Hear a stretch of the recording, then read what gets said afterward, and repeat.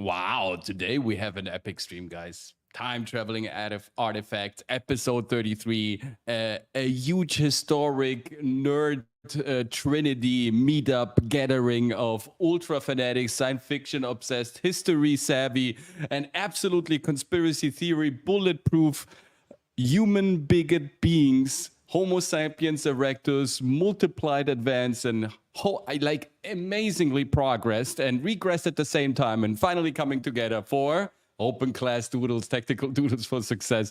And today we have a very special episode. Like every Tuesday, I have two dear friends alongside with me where we try to shed some light into the mystery of history, right? And maybe we know that the mystery of the future won't be as unsolvable as it seems sometimes, or as some, governments like us tend to believe, where everything was there already and will be there already. Everything was seen, and therefore we don't have to be so scared of the future once we deciphered correctly and effectively the past.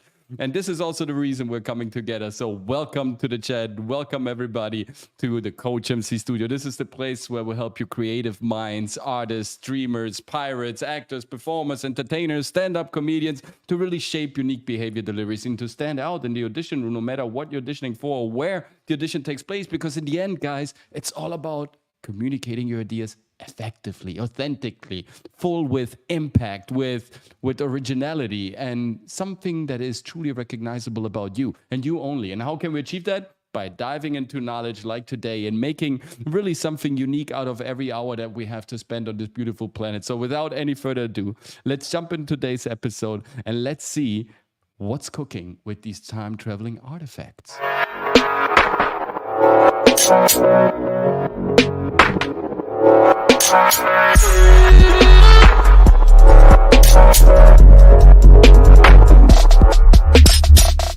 It's a crazy episode today, guys. So without any further ado, I don't want to hold this up too long because there's so much incredible evidence, so much incredible information coming your way, and also a lot of entertainment and fun. So welcome the two infamous, legendary, the Welsh word wizard and Uncle Cousin Smaug's cousin from the cousin of his ancestor's cousin. So welcome, Dragon Slayer Commentaries and Ryan Roger Athay to Open Class Doodles. Thank you so much for being here.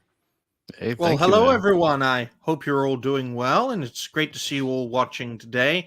Do you want a one-step guide on having no one watching your shows? Categorize your channel as an educational one. How have you been, Dragon? Oh, I've been good, man. I'm ready to get into this whole subject. I've always found it very fascinating. When we're talking about out of place artifacts, and I think we're gonna have quite a lot of fun time. And chat, how you doing? How's it going? Hey, Jade, you guys are ready? How's it going? You guys are already warming up the engines. Yeah, he has a lot of cousins. Like a lot of eggs hatching, crossbreeding, incest. It's really ugly. You don't want to hear about it. God damn it. No, don't Folks, Dragon Slayer is the kind of guy to marry his fucking cousins. It's like British royalty, right? They are all married. They are all married. Yes, it's a disease. And guys, by all means, right? When we're coming together and when we have our happy history lesson, of course, I mean, look at us. We are not any like academic institution. We're not some history professors. We're maybe very, passionate about this. And also, in some fields, of course, quite literate with the amount of research that we have done. But these are just speculations. This is for the fun. This is just for, playing with our thoughts. Also getting, a little bit, off topic a little bit, because we're talking about serious topics all week. We're fighting the just and holy and kind of shiny war of cultures. We're trying to give people some good stuff to think about, good advice, good entertainment. Today it's maybe just letting our mind travel to a distant place and just assuming that this stuff could be real just for the fun of it, because creativity comes also from laying back and traveling with the mind, right? Imagining other stuff and going crazy with your thoughts. And so this session today, even though well researched, very accurately, and and everything that's of course kind of contradicting our legitimacy and our honor of being fellow YouTubers, with all due respect, it's speculation, right? It's just fun for the brain to travel. What do you think, guys? Oh, I think everything we are going to say is absolutely true, because the truth is reality-based. We are showcasing our black shirt edition of Open Class Doodles. You can see the Florida skin model. You can also see the Wales skin model. And I think Coach is going to start advertising for hair dye products, because, folks, look at the side of his head and the top of his head. They're different colors. Yes, I know. Are you dyeing your hair? No, just wearing hats and caps for over 30 years now, and this is what it makes. Down there's the sun hitting there. It's protected. That's the secret. It's truly like. Of course, none of this is accurate. Dragons are furry. What the fuck? Are you No, the term is scaly. No, you fucking flat. Furry. But you are you Caucasian, Dragon? Are you white? What are you? Just, in life. I am, well, in real life I am white. I'm literally as white as you, Coach. So what are you on this platform, Dragon? As black as Atreus? That's why we have in honor of Atreus, we have the purple city flying by. Yes, shades of white and whatever Dragon Slayer is. Yes, absolutely. I still can't get over the fact that he's wearing a cowboy hat now. He just rode into Saturday Night Hypnosis really with his cowboy hat. It's just it's a fedora. It's a weird fedora. I mean, look. I mean, he's pulling off the little Nas X look. Give him a few seconds. Yeah, and who is Lil Nas X? Some demonic little. As a matter of fact, Dragon Slayer is brown, but the thing is that he hates sunlight, right? He's sort of a living vampire. So whether he sits in his office or he sits behind the screens, right? That's why he's white in the face, because he's literally seeing no sun. And since he's not dating anyone on a regular basis, right? He doesn't get out of the apartment, right? That's a problem, man. Oh my god. You need to go out, man. Enjoy the sun. Enjoy the girls. Forget the desk. Forget the computers. He doesn't like girls, Coach. We talked about this. Really? I didn't know that. What the fuck? No. I'm sorry, man. No, that's Leon. You don't confuse me with fucking Leon. Oh my. Right. No, I was very white in Germany too, and here in Florida I'm very brown because it's just the sun, right? So, are we getting serious now? What the fuck? What's happening here? Jundo, hey, hello, Coach and Cast. Imagination is more important than knowledge. Knowledge is limited. Yes. Is this Asimov? This is one of the great. Yes, it's true.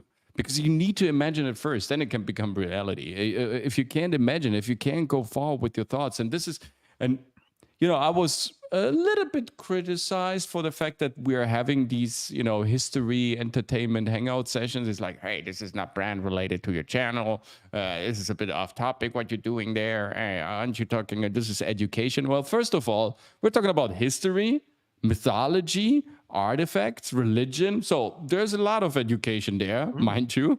And who says that education can't be fun? Who says that education is always to be like, if we look at the philosophy schools, right, and a lot of academic institutions, they were born out of institutions and other people that we don't even know if they truly existed, right? We have some evidence that they said something, but it could be also just narrated by someone else. So history, knowledge, accuracy, and how everything is really truly the way it is proposed to us by mainstream academia, that's like a Trojan horse in itself. So we don't really know what is true or what not. Like in the Western world, unfortunately, the oldest reminiscence that we have of written down knowledge is 8th century, but these are just fragments. Most of the stuff comes out of the 12th century. Everything before, we just say these are copies of original material. But if that original material truly ever existed the way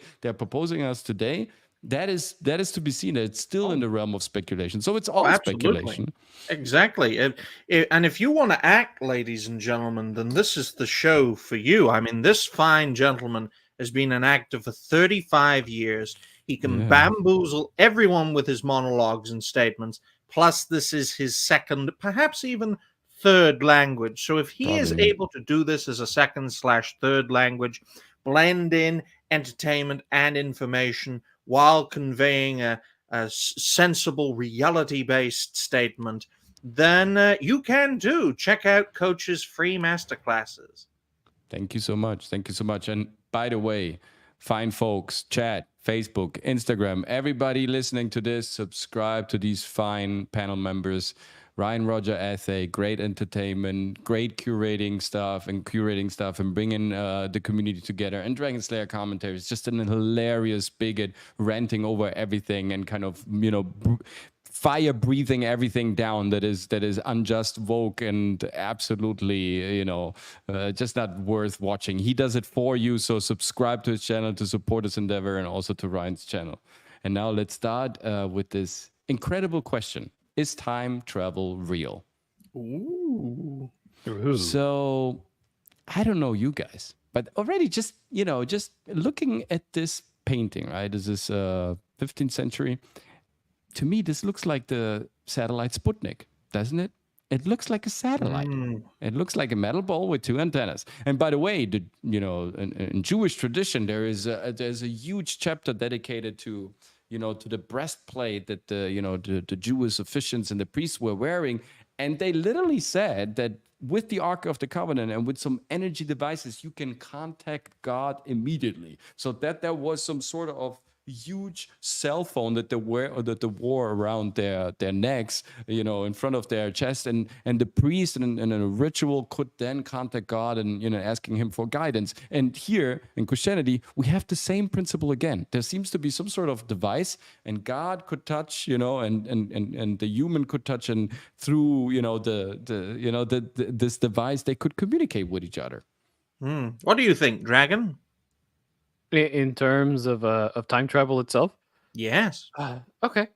Well, I mean, with time travel, I do believe it can possibly exist, because at the end of the day, a lot of people always confuse the structure of time travel with how we perceive the world, when it seems that through many recent discoveries and possibly future ones in science and in other fields, it seems to dictate more that time acts more like an ocean, if you will. Okay, so it's not as linear as we see it. So, for example, a ripple that can happen sometime in the present may actually affect the future, but then something that you do in the past could also affect not only the future, but what we consider the present, and not be aware of it.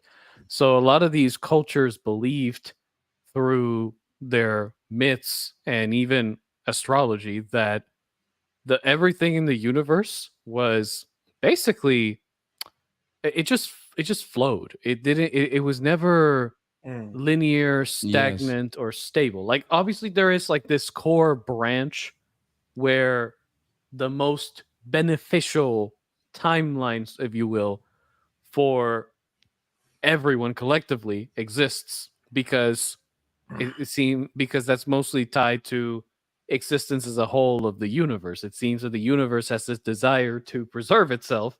So the only way you can preserve yourself is creating a stable pillar to hold it all together.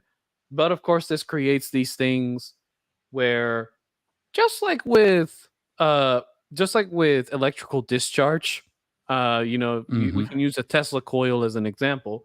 The Tesla coil is going to remain stable throughout the entire time, as long as the proper conditions are met.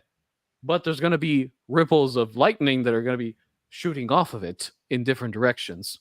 And a lot of people and cultures have viewed time in the same manner, where, because it flows in whatever direction and creates branch timelines, the idea is that idea expresses why some people experience what we call the Mandela effect, where some people believe Nelson Mandela died. I'm a witness to the Mandela effect, because I saw the Sinbad movie, Kazam. Yeah. And then the Shaquille O'Neal movie came out, Shazam. Yeah. And I saw that movie on VHS with some friends, and we remember watching that movie. But now everybody claims that movie was never shot, which is, like I said, it's pretty crazy. Yeah. So the idea is that time has like the universe. Dragon, why don't you explain the Mandela effect to folks who may not be aware? Yeah, that would be interesting. Yes. Yes. So basically, the Mandela effect. No, just one thing. Look at this crazy here we say these closing butts of the Sputnik, of the satellite. That's actually that's not the original. That's a reconstruction that is in St. Petersburg that you can observe in a museum. Look at this opening. You see this here? What I'm pointing at with the arrow. Yeah. And now look at the painting. Yeah, it's the same. It's the same. Yeah, it's saying that and sort these of are like antennas, clearly. Yeah. So what is the Mandela effect? Is it a communication through the sphere? Is it a communication through the timelines? How do you define it? Well, to give the dumbed down version, okay? So this will only take 10 minutes for you to explain instead of half an hour. Correct. Yes, correct. Thank you. That is so considerate of you. Yes. So, yeah, the Mandela effect in its simplest form basically means that somebody claims to have been exposed to certain events, or that they went through certain events throughout their life, either by watching a movie, seeing something, being involved in an event, and then when they mention it to another human being or group of human beings, their reaction is usually, I don't remember it like that, or it went by this name, or such a thing never happened. But that event is so ingrained in your memory that you wonder to yourself, was it actually, it must have been real, because I remember it like as if it was yesterday. But is it a déjà vu, or is it it's more like a déjà vu? It feels more like a déjà vu moment, like I mentioned earlier. If we're gonna get a little bit more, that's French for already seen, by the way, guys. Yes. Yeah. And already the perceived. Thing is, you remember how I mentioned earlier that sometimes unstable timelines branch off of the stable one. It's sort of like as a universe attempt to create variety or experience multiple things at once. It's just like a byproduct of existence. And so you can easily say that the Mandela effect is at its core just that, a timeline that probably died out, and then whatever could be salvaged, it kind of merged dried with out, the whole. right? Yeah, that's usually what fact. I see it. Now here's the thing. I will say, I know Doctor Who now is just death incarnate, but I will say that I was part of Will of the Fans, and your stream was yes, that was a good show. Me, Will, and Goldie had in regards to Who TF, and it's always a privilege to speak to Will every Tuesday and Thursday. But in regards to time travel, we have to break. In my view, we have to break the light barrier as a concept. And that's probably if the why light barrier is really the thing about the light barrier, because I don't trust the Jesuits. I'm sorry. I just have this little thing for the Jesuits. I don't kind of, I have this little hunt. So Gautier and all of his kinds who came up with the God particle and the light constant that later one was adopted by Einstein only for the solely purpose to get an immigrant visa to the United States and to exit Germany as soon as possible, because he was never okay with that theory. He just said it once in a very ironic circumstance at the university, and then he kind of admitted, and look who we have. I know here. what to say now to trigger Coach. I just have to make no, I'm just saying Einstein himself said that he's actually kind of just adopting this idea, right? So light barrier or not, there are ways of traveling into the past. We have also remote viewing Project Stargate for the CIA, who just with the Disclosure Information Act kind of crazy folders surface there, like crazy material so there is a way of penetrating with our mind the different realms of time.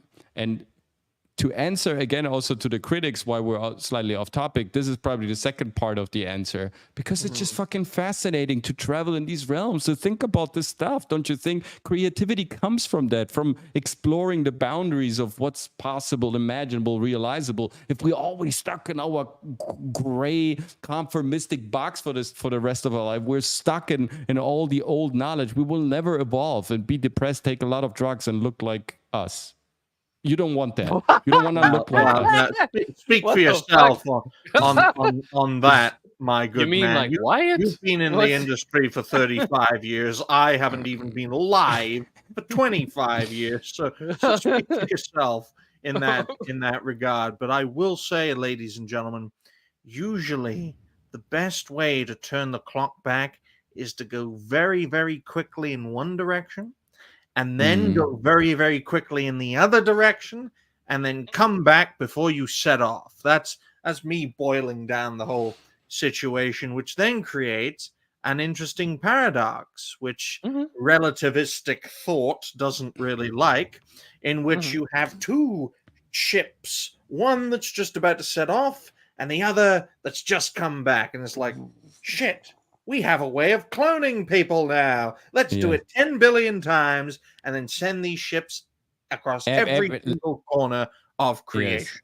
And like I said in the intro also for today, as if we kind of talked about this, it's everything was there already. What they call cloning today was the homunculus for alchemy. So it's all been there, right? It's all knowledge that had been there. And that's why we're looking at this very fascinating topic. And we're starting very soft and slowly. We just have these couple of Renaissance paintings just to start, just to kind of, warming up the palette, so to say. So I've seen this painting with my own eyes in Florence at the Museum of the Uffizi. UFO.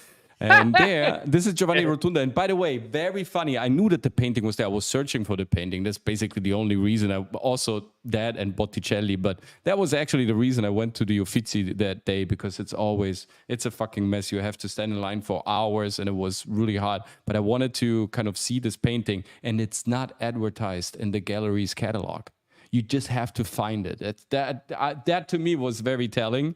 Second, this frame is still there. So the whole thing is already shaped like a UFO. The whole painting is probably this big. It has a little chamber room. You have to go up like innumerable. I'm not kidding. It's really crazy. Like as if really they try to hide it as much as possible. It has like a single small room. It's not even that nice of a room compared to the other rooms. You have to kind of look for it. Little staircases, very narrow, very steep. And then you come in this very hot room that is also like has just a little AC thing. It really kind of all the obstacles possible, and then you see this piece.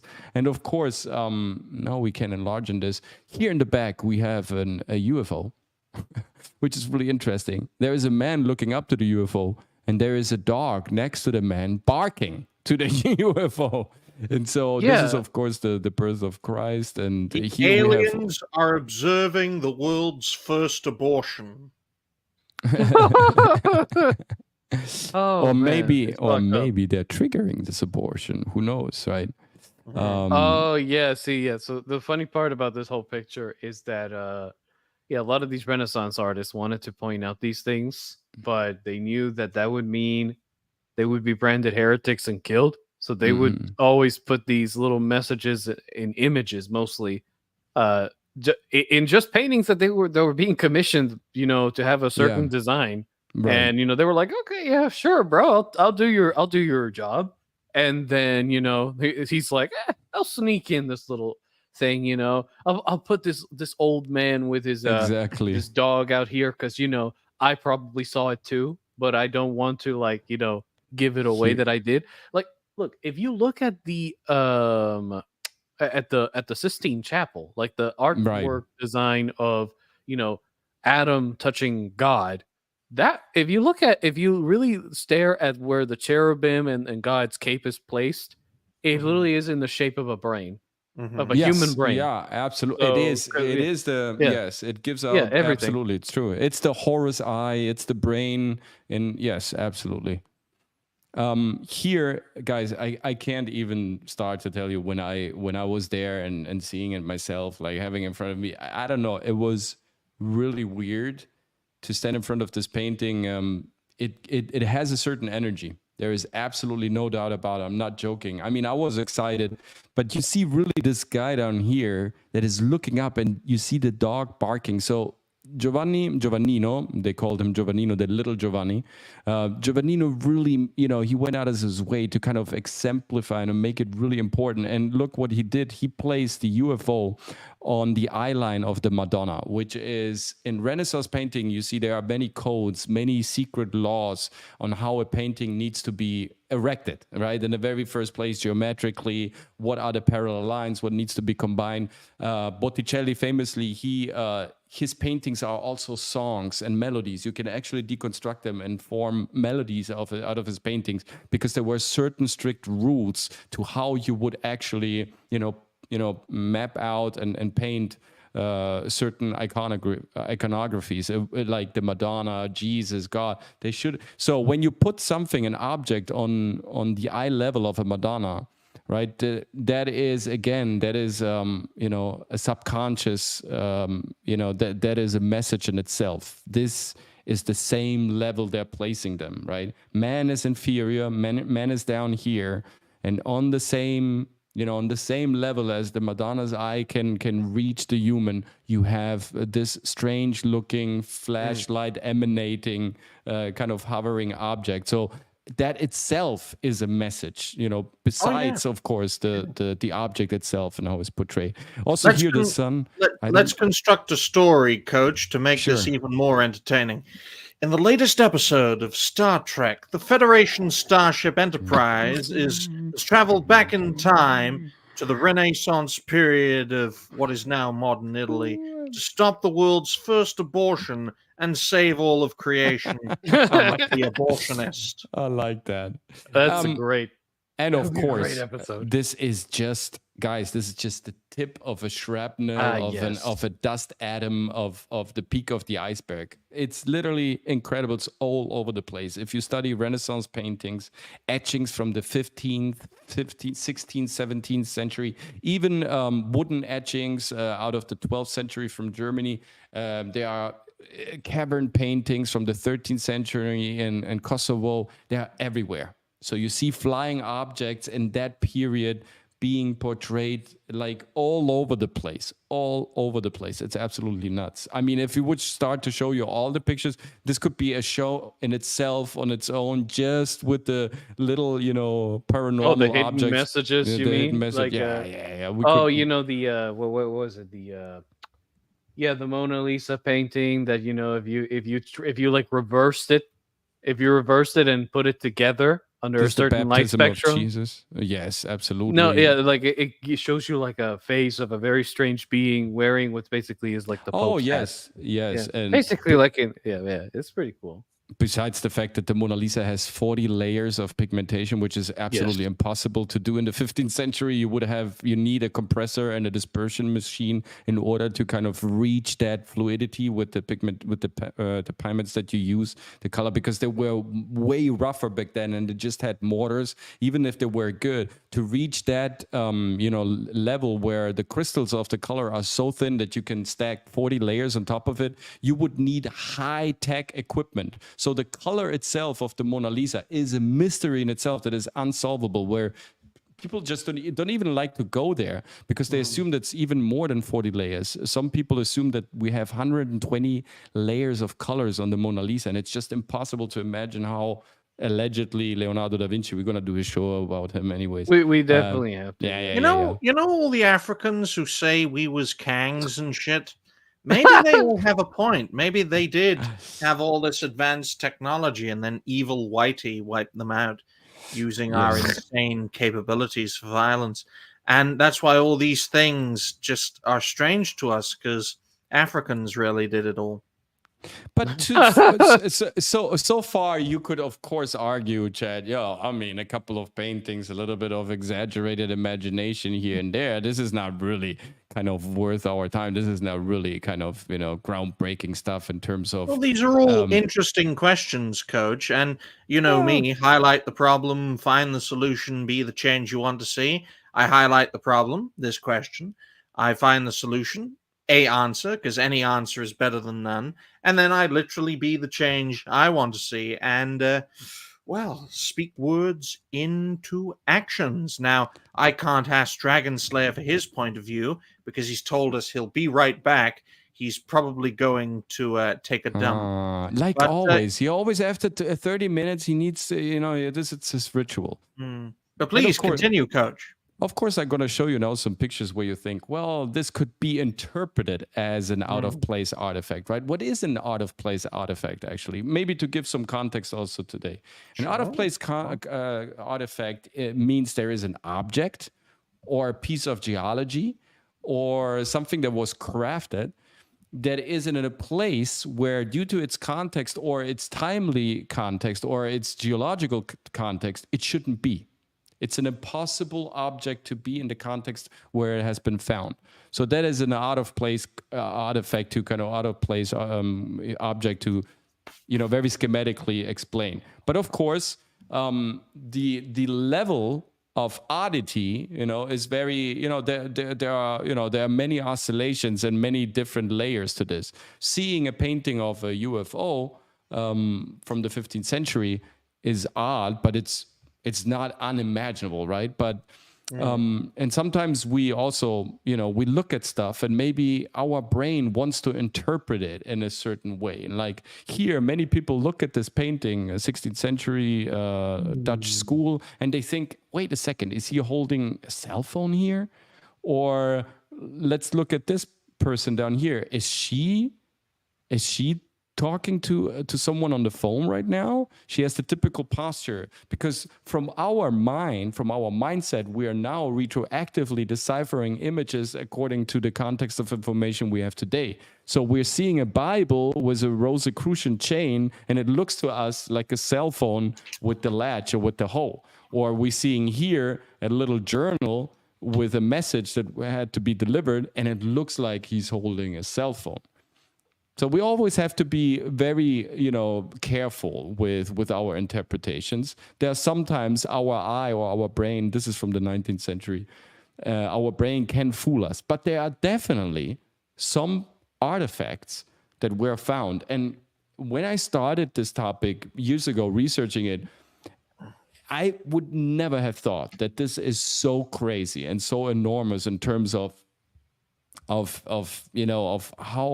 how much of a smoking gun this topic actually is, because there like an Alec Baldwin smoking gun, ladies and gentlemen. Yes, there is a story to be made out of this. Not only, definitely, we know that the gun handler for that movie, she's a Wokey, with her two-colored hair, with a nose ring, and so she acted very entitled. She has two very big red flags there: giving a woman a responsibility for weaponry, and giving someone who's woke responsible for weaponry. So it's absolutely that should be done. Yeah, that's fair. So we have, what do we got? We got. Coach, for entertainment value, why don't you let Dragon Slayer continue the conversation? Dragon, could you summarize Coach's point, please? No, in short, to what Coach was saying over the last few minutes, right? Well, I did have to take a little break to the loo. It just came back like a minute ago. But no, in general, he's talking about out of place artifacts. Or OOPARTs, as some experts have made the acronym. And basically, that just means they are artifacts that archaeologists and scientists cannot put a date in our established timeline for. And so they just say, fuck it, throw it in the pile. Right. It's inconclusive. And then they don't investigate them any further because they don't want to lose their job. They don't want to say to their higher ups, hey, we found this hammer buried under rocks of strata where during a time where supposedly only dinosaurs existed and there were no humans. What do we do with this? I gotta say before we continue, these two bastards collude to ensure that my shenanigans do not sabotage their show. No, because we're intellectual, word handlers, professional word handlers. I mean, this is the word handlers. Oh man. No. So what we have here, let's start slow. This is Antikythera, it's one of those gears that have been found close to the Antikythera Greek island. I think it was roughly 30-40 years ago. And it turned out that this whole thing is some sort of a giant mechanism that predicts solar eclipses, equinoxes, that Olympic Games. It was there to kind of calculate time, the standing of the planets, the 5 known planets and their revolution around the sun, around planet Earth. There were writings in it. So it looks like that this artifact that is dated conservatively the 1st century, 2nd century before Christ is a giant analog computer to predict the planet's movement and the passing of time, the sun and the moon.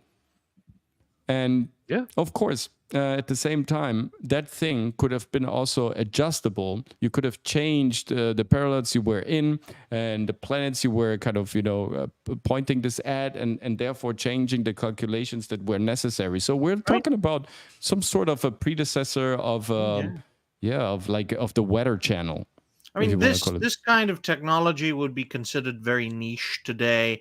But look at those gears, folks. I mean, look at those gears for 1st century BC, over 2,000 years old, and that gear formation is something that would stand up to today's standards. Not only that, these gears and everything, how it kind of work together, we're talking about 32 layers of different gears that work together. So when we're talking about there, if you go to Swiss watch mechanics, right, and if you go to the masters of Swiss, watch manufacturing, they will tell you everything that kind of succeeds the 15 layers that you have to stack on top in order to create a mechanism that kind of measures time. We're talking about, this is advanced knowledge, advanced craftsmanship, advanced artistry. And this Antikythera mechanism is the only one that we found. It wasn't the only one that was available. Similar to the sky disk of Nebra, when we discussed the Bronze Age and the elephant in the room, this the sky disk was also there to calculate, eclipses, equinoxes, and all that. So it was some sort of celestial event type of calendar.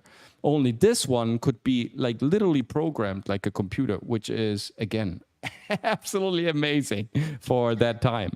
And it was found rotting in, I think it was the Aegean Sea, Coach? Yes, absolutely. It was found in the Aegean Sea. Roman shipwreck. Yeah, it was a Roman shipwreck from back then. So it seems that this item may have been very valuable if you were wasting enough money to transport it via ship. And it opens up a lot of questions. Was it the normal device used on every Roman ship, or was it a ancient relic in their day, and they were trying to transport it? Then there was a storm which caused it to sink to the bottom of the sea. It does open up quite a few questions, because for all we know, ladies and gentlemen, this is a relic of an age the Romans considered ancient. And if that is the case, it could be an Atlantean device.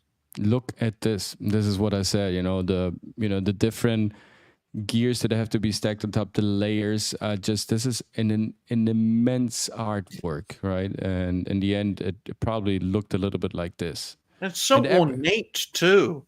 I mean, you could imagine an ornate civilization of gears and knobs and clockwork that would make up this semi-fictional, semi-realistic depiction of Atlantis that fell to decadence and corruption, and as a result literally sank into the Atlantic Sea. I mean, folks, it's called the Atlantic Ocean for a reason.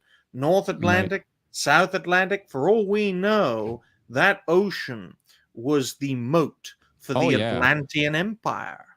R2V2, first of all, welcome to the chat. I don't welcome, great guy. Great guy. Go and check out R2. He's a great guy. And we also did an episode on the architect, but definitely we're gonna do one episode on the grand unified architecture around the world, the mystery why everybody built the same way, and that stuff from the 19th century looks always the same. I can answer that question, Coach, because white people built civilization. Yes. That's why all the buildings immediately, ladies and gentlemen. Thank you. That's why all the buildings look the same, Coach. I mean, Europe, North America. But we're living in there's that picture. There's that picture on the right that actually shows how they think it would have actually. On the far right. On the far right, yes. There you go. See that one. Yeah. So this one, it would have looked more like a book. Now that I think about it. Yes. Look at this. Like a mechanical book. Yeah, it looks like it looks like an ornate, safe Say top Fox? Yeah. opening. It looks like Okay. something that would carry an infinity stone. Yeah, but Well, I yeah. mean, you said something very interesting there because Ooh. this is the power of an infinity stone, Ryan, if you think about it. If you can predict the movement of the sun, the moon, the other 5 planets, and know exactly when to plow your fields, when to harvest, when to sow, when to reap, when to do all these things, you have a very, very powerful gauntlet right there It's in your the hand. stone of knowledge. It is, in a way. This is the Philosopher's Stone also, right? In a way. Of course, not the actual Philosopher's Stone, but it is definitely a device that contains a lot of power, transformational power. Therefore, in a way, it is you could say this is also a Philosopher's Stone of weather programming. Look at this thing. I mean, it's just incredible, right? And yes, there are many, kind of smart people that lived on this planet, and definitely if you put your mind, your will, your passion behind it, like Ednit Skeeling down here in South Florida in Homestead, he built Coral Castle all on himself. He said he kind of figured out how Tesla's anti-gravitational device worked, but even if that's the case, right, it's one single human being. That is all possible. And nonetheless, it needs to be acknowledged, right? And it needs to be kind of studied and observed. Is this a unique case, or was this a chain of production? Was there like some sort of a school or some factory were producing this? Is this, coming out of a king's court? Where is this thing coming from? We're not covering them today.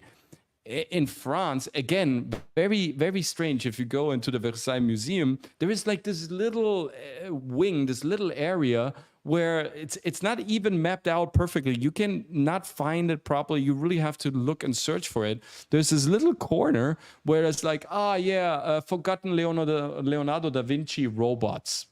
And I was like, Yeah. robots by Leonardo da Vinci? It's like, what is this? Then I went Don't there. forget right? schematics for tanks, helicopter, airplanes. Dragon. The handguns, that they use. But these were drawings. The robots were there. They were not worked. They were not functioning. But the robots were there. The other stuff, yes, amazing. Helicopters, everything, cannons. But most of them were just drawings. That stuff was built. So what that thing was capable to do, allegedly, you could wind it up, then put a gear in it, and then the tiger and the lion, they would actually perform moves. A robot. Yeah. Pre-programmed. In the 15th century, out of metal and gears, is like, this is allegedly one of the forgotten stuff that Leonardo was just giving to the king, and the king was so grateful for this toy. He played so much with it. Allegedly, this is the reason why he took him back before his death, and that's why he died then in France, right? According to the legend. Just to throw this in, another out of place artifact, in my opinion, is like, this thing shouldn't be there. For being 15th century, you look at it and it's like, also the Ottoman machine. Ahriman, the automated man. The Ottoman machine was a Turkish guy, allegedly a machine, and you could ask him questions, wind him up, and he would give you answers. He could somehow tap into a field and give you answers, and automated, like the first chat GPT out of the 14th, 15th century. If only you could do that with all Turkish people. Just wind them up and they'll answer any question you want. There were Turkish chess machines all over Europe. This is not a joke. Chess machines out of the 15th, 16th century, they all disappeared from the museums. I remember seeing them still, and that were playing chess with you. Well, Ottoman, we should separate, the Turks with the Ottomans. It's like separating the British Empire with the United Kingdom. They are technically the same, but practically they're not. Different mindsets. And we have them also covered on the show, so we know we know the difference for sure.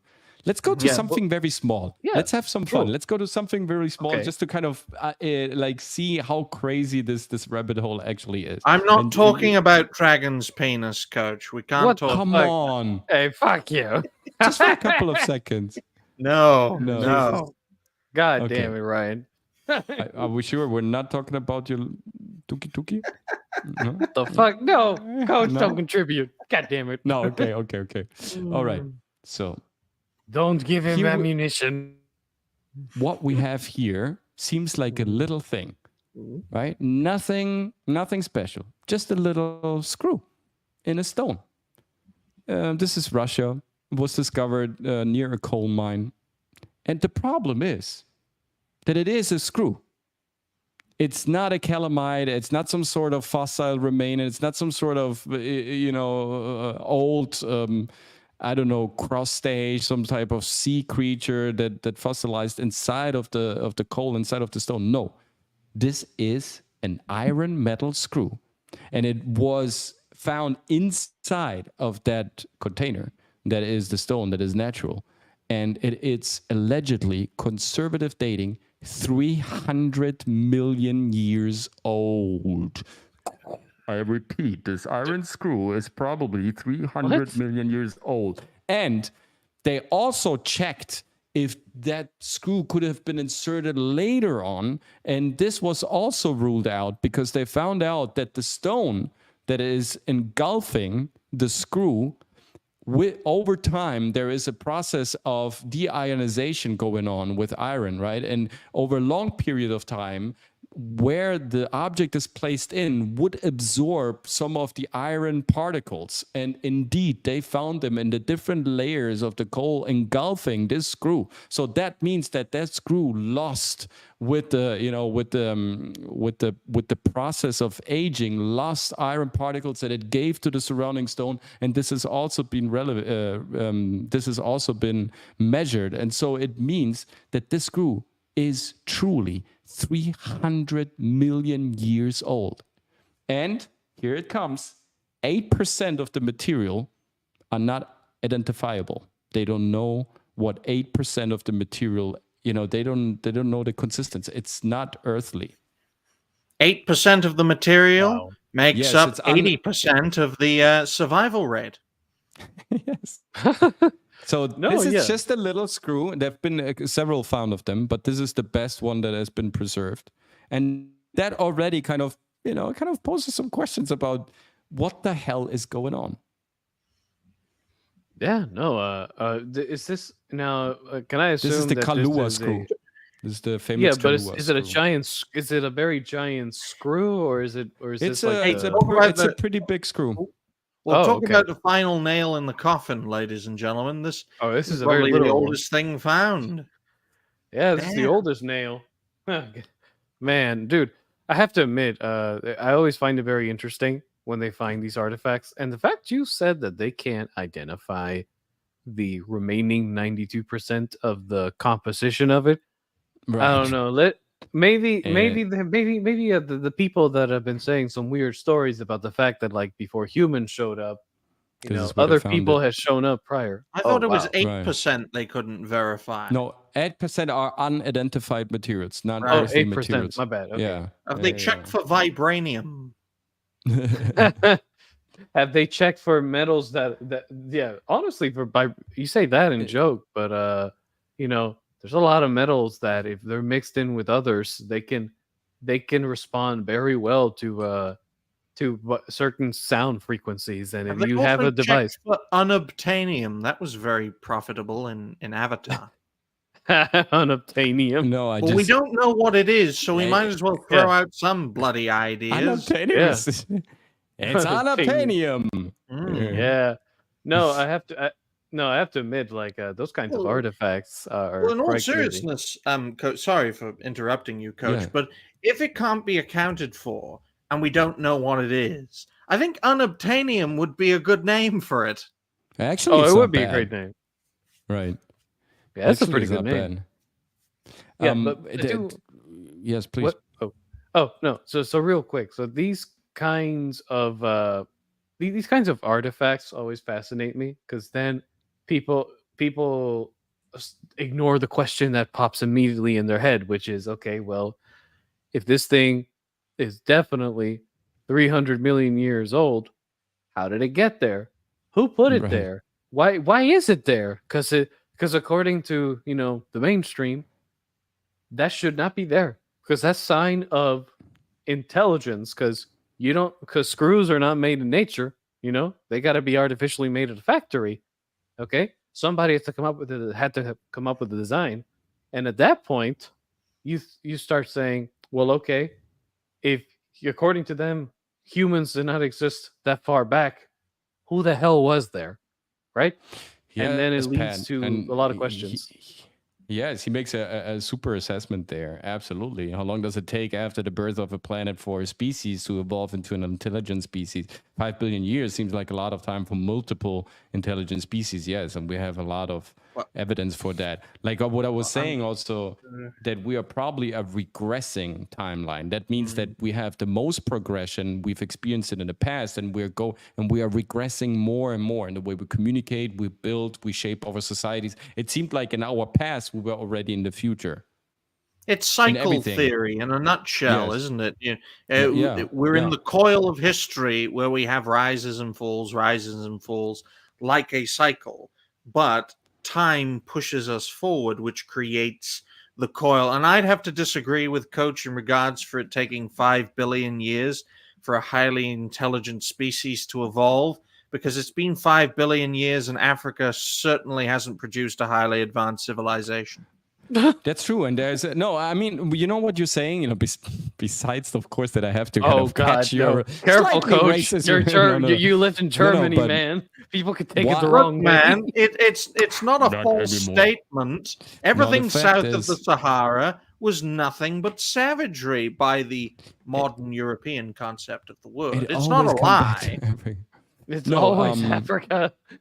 we have certain structures in Africa that are absolutely mesmerizing, of course. But if you look at the current development, and of course colonization, imperialism, of course they have played.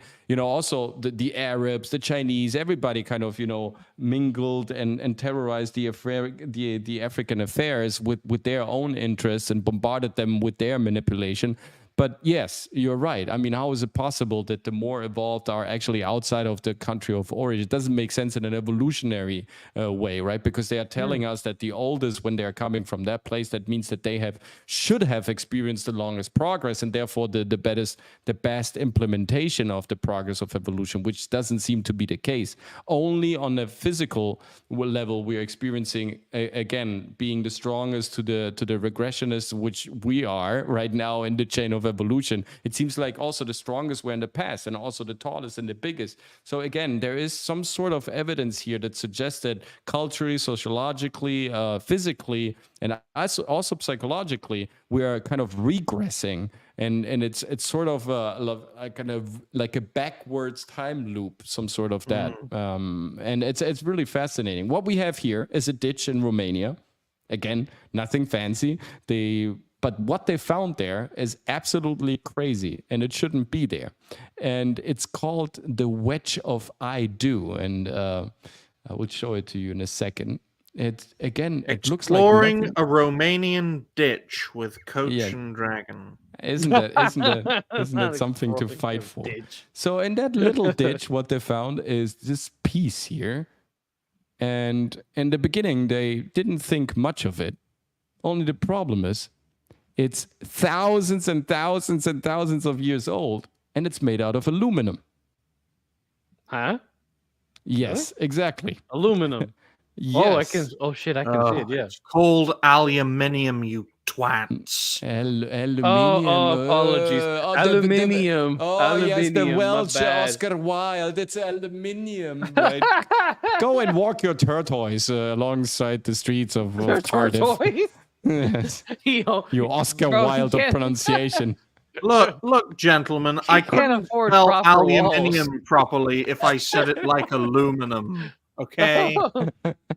Oh man. Also, what we have to kind of, this was one of allegedly many pieces. There was like a rod that was connecting many of those pieces, and then you can see here how it was worked, right? The precision, the curves, the lines. It's just perfect. Again, thousands of years old and made out of aluminum. Completely, or was it mixed in with other? Completely. No, it's actually completely made of that, and it's absolutely Yes, they don't know what to do with it. It's just unexplainable how it ended up. It's just unexplainable, right? Ladies and gentlemen, introducing the world's first furry mask, this fucking aluminium artifact from a ditch in Aluminium. Romania. It sounds Of like you're course it's in slaughtering a Romania. goat. Aluminium. Yeah, these It's are how your it's German spelled. cousins. The So, your ritual for the German fucking cousins. goat. It's pronounced aluminium. Oh my god. Oh, apologies. Aluminium. Apologies. Aluminium. Right. Anyway. So, yeah. I'm No. going Yes. to bring up that word every opportunity I can get on Saturday Night Hypnosis. Oh, I know you will. Without missing a beat. But yeah, here- no. Oh, Can you tell no, us please. more about that artifact, or is Yes. There is this thing. Bulgaria and Romania, Bosnia Herzegovina. These places, it's a triangle of countries in the Balkan region and southeastern Europe, also, slightly attached to the right arm of the Adriatic Sea and Mediterranean Sea. So these three countries have been a hotspot for alternative research, ancient aliens theory research, all types of new historical knowledge. And I have to say, I've contacted a couple of people down there, and they're confirming in Romania, close to this ditch, there has been and the pictures disappeared from internet. I used to have them. There was another area close to a mining lake where they found impossible artifacts, and it seems like the United States they went there and they've closed out the complete area. You don't have any chance to penetrate this area more. It was like a forest, open area. Everybody could go there, and for over 10 years now, this area is absolutely off limits. The same thing is happening in Bosnia, where the alleged pyramids are. I'm not sure these pyramids are really pyramids, but there is something going on energetically. There are many, many interesting and weird facts about energy release that have been found. There are also some structures inside of these alleged pyramids. Again, we're speculating, and also the Baba Yaga and the old mystery of the sphere that was found inside of the mountain in Bulgaria. So we have these three countries that in the last 20 Don't years forget have the hole as well. Yes. In Yes. what's the fucking name of the city? Sarnicia. Yes, exactly. Is it Sarnicia? No. God damn it, I forget. You mean the Russian hole that is getting bigger and bigger, the mount? No. There's like a one. Hold on, I'll look it up. I will say, while Dragon's looking for some research, if the Bosnians do get too close to making a major discovery, I'm sure the Americans will just give Serbia the green light, and then nothing will be discovered.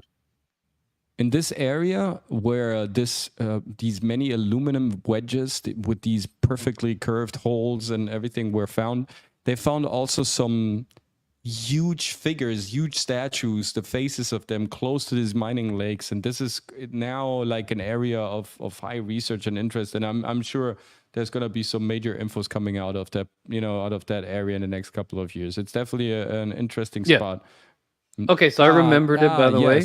Right. Yeah, sorry, Saricina hole. There we go, the Saricina hole. So this was one of those very interesting events where all of a sudden this gigantic hole just opened up, and literally the authorities at the time hired supposedly top tier scientists. It's very hush hush, by the way, back in the day. This is in the 90s, just to understand. And supposedly did like a very long, multiple months expedition to get to the bottom of it. And allegedly, the people involved in the expedition claimed that there was a certain researcher, a scientist, that was getting in constant contact with certain beings from another world that were trying to guide them to discover basically what is a very ancient buried black pyramid, which we hear a lot of stories about black pyramids all the time, very smooth, don't look stained at all from the inside, very clean, but somehow housing things that are very ancient. And I find that very ironic. A black pyramid, God damn it, very clean. God damn it! If it was a white pyramid, right, a pearl white pyramid, fully clean, I'd understand. But those were on the surface. Those were on the surface. Come on, Dragon. Be serious for a moment. A black pyramid that's He's clean? always serious. Yeah, for real. It was a black pyramid, and you know how difficult it is to keep this damn T-shirt clean. I know, which even made me more fascinated because when they went down there, according to them, they had to go through like a bunch of checks, and supposedly they got assistance from these beings through using the one of the top researchers there as like a medium. So they have border controls, but we don't. That's just fucking typical. Well, it's because these damn ancient pyramids that somehow are still active. They have like these defense mechanisms that if you don't do things in a certain manner, like you will literally get killed. So what's this, Dragon? Well, the thing that was I don't know about this one. This is something different. All I know is that the pyramid allegedly housed the first, like I guess you would call it the base code for the current modern human body, which is the mythical hermaphroditic first man that later gave the genetic material, gave birth to man and woman, supposedly. This looks like a very painful anal probe. Or a very interesting looking. It's very interesting where your Freudian mind is traveling when you're seeing this picture, Ryan. Let's talk about it. Why you interpret the way you interpret. The reason there is this kind of interpretation, Coach, it's very simple. It's at the bottom of the ocean. That is one side. And but number two, when aliens abduct people, they rape them. This is now everything kind of now I understand more things, more things. This is the famous PATANè antenna. It was found in the 60s, and it was found in the Antarctic Sea. This is on the ground of the Antarctic Sea. It's actually truly deep. I think it's 4,000 meters deep, and this is a huge, tall antenna structure. And of course, scientists have tried to tell us these are sponges that just, they just behave this way. How tall, by the way? Even though we've never found any sponges again after these pictures that ever reassembled this shape, right? And even if these are sponges, I do have to ask something. Sorry, real quick. How tall the structure is? Yeah, supposedly estimate. I actually don't know. Let me just look up if I can find something about it. I'll make a guess. Is it 1,436 kilometers? Let me see how tall it is. So it's in almost 4,000 meters of depth, and they believe they found it in the end of the 1950s. No, they're not saying how tall the object actually is. Oh, they're just not saying how. They never went down there. They just took it. We can. Well, I'm sorry, Coach, but I will say if they're not going to tell us how tall it is, might as well make up a number. So 1,436 kilometers tall, because that looks very, very long. Yeah, so it really does look like a big structure.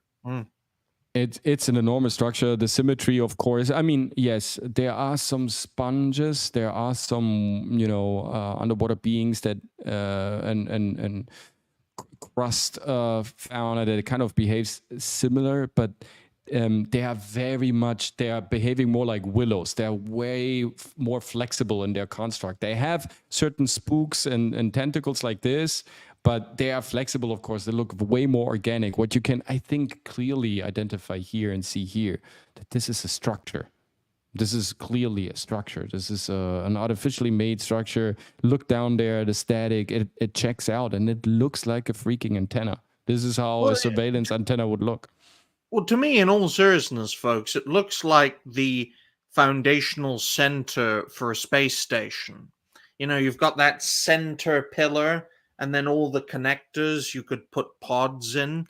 And then from those connectors, you could build more pods from said pods. So it looks like the centerpiece of a spatial structure. Here, I'm going to show you what scientists, academia claims this object actually is. They say No, it's more like it's more like this structure here. This is like a cladorsia, right? And they say this is what it is when the water is very cold and the tentacles stand up.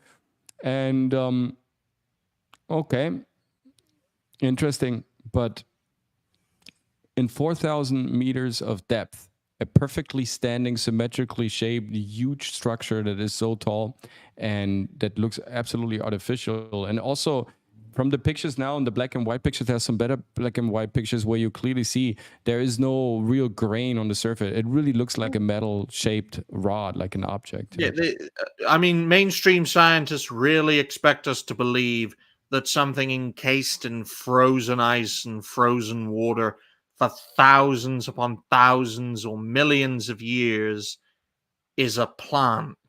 Again, and this plant has never been photographed. The antenna was photographed, but there has never been a sponge clarisia photographed in any sorts, in any way. I've literally looked through the whole internet. This object exists only one time on pictures, and it's in Antarctica. There's never been a natural formation that looked exactly this way, that has never been taken pictures of. Yeah, no, I mean, I just find it fascinating because, it's not the first time they've seen something odd in the water, and then they don't research it further. I mean, if you look at the link I sent you, Yes. You can consider that an OOP art. Just so you know, Ryan, this picture that I put in the link here, that one is an artist rendition of what was taken when they did some sonar readings off the coast of Cuba. Okay, and so they found this area where the sonar radar was picking up a lot of signals that were, hey, Hypno, welcome, man. Just writing down the timestamp, Dragon, exploring coastal Cuban pyramids. There you go. Yeah. No, I find this fascinating because the way they discovered it is they basically they noticed the signals were bouncing off of like solid surfaces, which according to them it should not have been there. They should have been seeing a lot of coral, sea kelp, that sort of thing. And then they saw this. And this is exactly how they take pictures from deep space. Don't think, guys, chat, don't think that NASA actually takes a picture. What they're doing, they're evaluating the data and they're kind of reconstructing into physical pictures that are, of course, a comparison to what we have on terrestrial grounds. So this is the way, because sometimes people criticize this picture and say, well, it's an artist rendition. How do you think Tesla and NASA and all these other agencies do it? These are all artist rendition, right? And this is actually the reason why Americans are in Cuba. It's because of the artifacts that are still down there. Now you have to understand. You have to understand, Coach. What the scientists want you to think is that they take a smartphone and they take a fucking selfie of themselves in space. They also take pictures of Earth, and then those are actual pictures. Never mind the cloud cover that fucking messes up the picture, or the storms, or the massive solar radiation that emanates from the sun and hits the atmosphere, causing some kind of effect that either makes us warm or burns us alive. Then you've got to think about the ozone. How are you going to get a clear fucking photograph from that? No. Well, they could have sent it. They could have sent in a what's it called?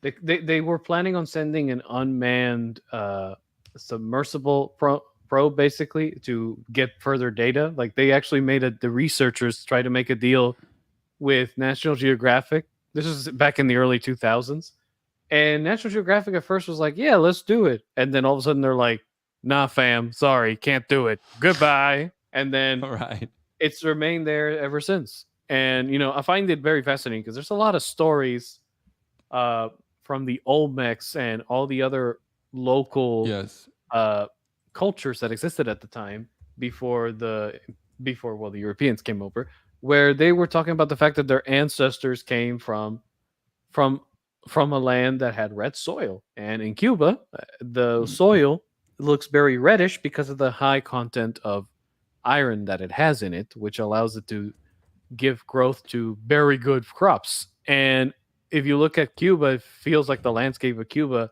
may have been part of a mountain range while whatever submersed 2,000 feet under the sea may have been like a plateau, if you will, that benefited greatly off of the mountains, so to speak. And obviously, any civilization could have thrived. We have it. Hey, that ozone layer problem we're supposedly having a while ago seems to have gone. Oh, of course. This is just. Yes. Yeah. It's like Coach, if you could bring up that argument, I can completely demolish that. Absolutely. It's the sun, guys. It's the sun that creates our climate, not some sort. Yes. Well, if you could bring that comment back up with R2, I can easily own him. It's very simple. Spelling error. Lol, that destroys your argument. Spelling error. You can't spell away. Lol, gotcha. It's good to have him. It's good to have him. Guys, don't you think we deserve a like? Just like this, like a random question. Don't you think the three of us here doing the good work, doing some entertainment for you guys, don't you think we deserve like a little like? Just, 0.00. I personally think everyone watching should like, especially when you watch the clipped video that will be made from this show. So why don't you like these nuts? These nuts. These nuts. Smash the like button also on Facebook and Instagram, wherever we already liked. So yes. Folks, I have to say before we move on to the next topic, I have a dream that one day I'll be monetized and I'll be able to afford enough money for a hair transplant. Maybe you can also visit me here and get some tan in South Florida, man. Well, what do you think about that? And we shoot a couple. And I promise you, if you come over, Dragon Slayer's coming too, because he can't live without us. He needs us. Yes. Yeah, I consider temperatures above 60 Fahrenheit to be uncomfortable. So, like a true British man. Yeah, okay. You're a British man. I like to stick to your principles. Now, let's make this even a bit juicier. Okay. Ooh. These are the so-called Mount Begong pipes. And there has been a lot of,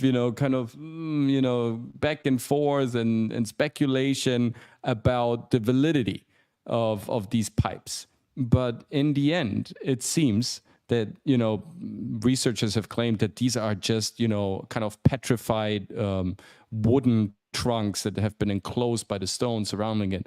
But actually, they found remains of nuts and gears and metals. And these are the Mount Begong is very close to the 3 pyramids that the Chinese have now kind of, where they built their parks on top to kind of let it overgrown to camouflage them. This is very close to that area where all the salt lake has been found. So it's a very mysterious area. As you can see here, you have these very, very peculiar stone formations very close to that salt lake.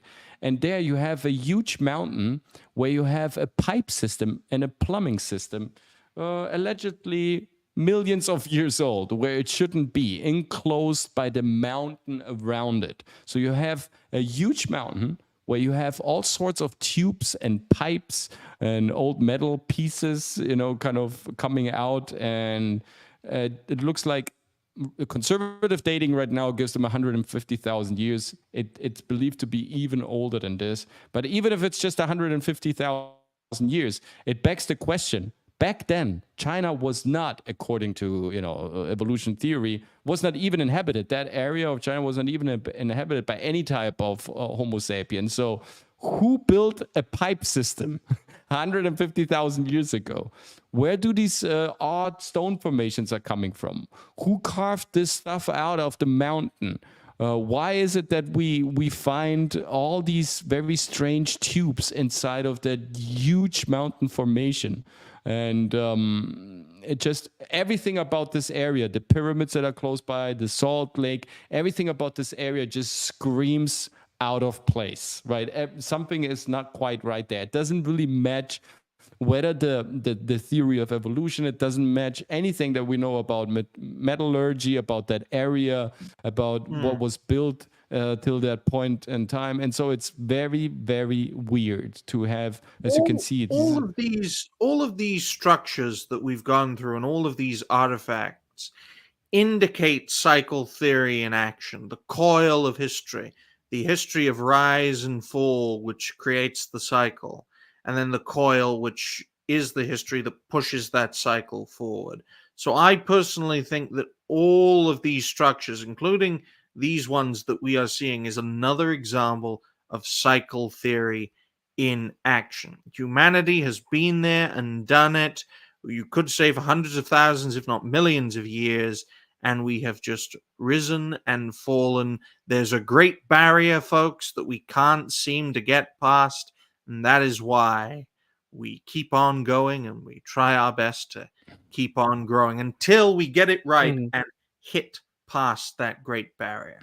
I think that we're basically the ones that will get it right, but the only way it'll get right is if we it's by going through some tough shit. And the crazy thing is, oh yeah, last man standing, last people to the top. Who's going to inherit the earth? Yeah. The Europeans, the Asians, the Africans. But that's the whole point. But here's the thing, Ryan. The idea that what you say right there, throughout most of our history, and even in the theorized history, going far back as say Atlantis, it seems that this whole craziness of like the little tribal divisions and conflicts, the ancient Greeks give credit to man's obsession with war and conquest to the Atlanteans. There's even like a backstory where supposedly the Atlanteans were not violent conquerors. They were actually peacemakers, but at a certain point they got too complacent with the fact that they were given more benefits than the rest of their human kin, and instead of being responsible, they created conflict and try to conquer everything. Well, didn't Coach mention there were like 3 pyramids in China that were being covered up? There are many pyramids in China. Some of them have been destroyed. Some of them have been replanted, repurposed, how they call them. Now, if I wanted to make a joke out of those 3 pyramids, do you know what I would call them? Ching, Chang, and Chong. Ding dong. Thank you so much for this incredible, valuable compliment. And now let's get back to the studio where we have Dragon Slayer commentaries to kind of talk about how crazy is that in a way and in a place where not even 50,000 years ago, there was basically no population. We have a plumbing system in a mountain that is older than 150,000 years at least. With strange rock formations, pyramids very close by. And it seems like this was all a water system, exactly the same like we're discovering in Palenque, in Guatemala, in Egypt, pretty much everywhere. Angkor Wat, we have these pyramid structures with canal systems, water system, channels with, cavities inside of those pyramids, inside of those mountains, all excavated inside, perfectly mapped and perfectly constructed. So they were, the Incas everywhere, they were placing a high emphasis on canalizing, on placing water, flooding, the crops, exactly like they did in Mesopotamia. And they're always connected to the pyramids, to the same construction. So it seemed that there was a common architectural and cultural narrative all over the globe that, kind of connected these people where they all built pretty much the same structures. R2 makes a very good comment, and it's even better because it's criticizing Dragon. Yes, we do have more knowledge than ever before based on our limited analysis of history with the available data. And yes, people are increasingly more insane, especially first world types who have been indoctrinated.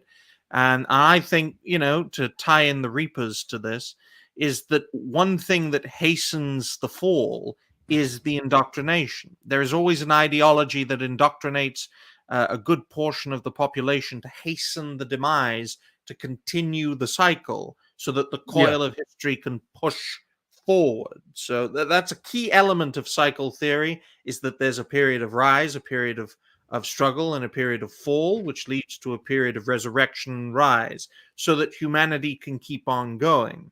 Because if we break that barrier and go, say, beyond this current plane, who knows if we'll fucking survive it? I mean, you could say that's nuclear weapons, for example. We broke that plane. We have nuclear weapons, and we are only an hour away from pressing the button, it's all over. You could make that argument.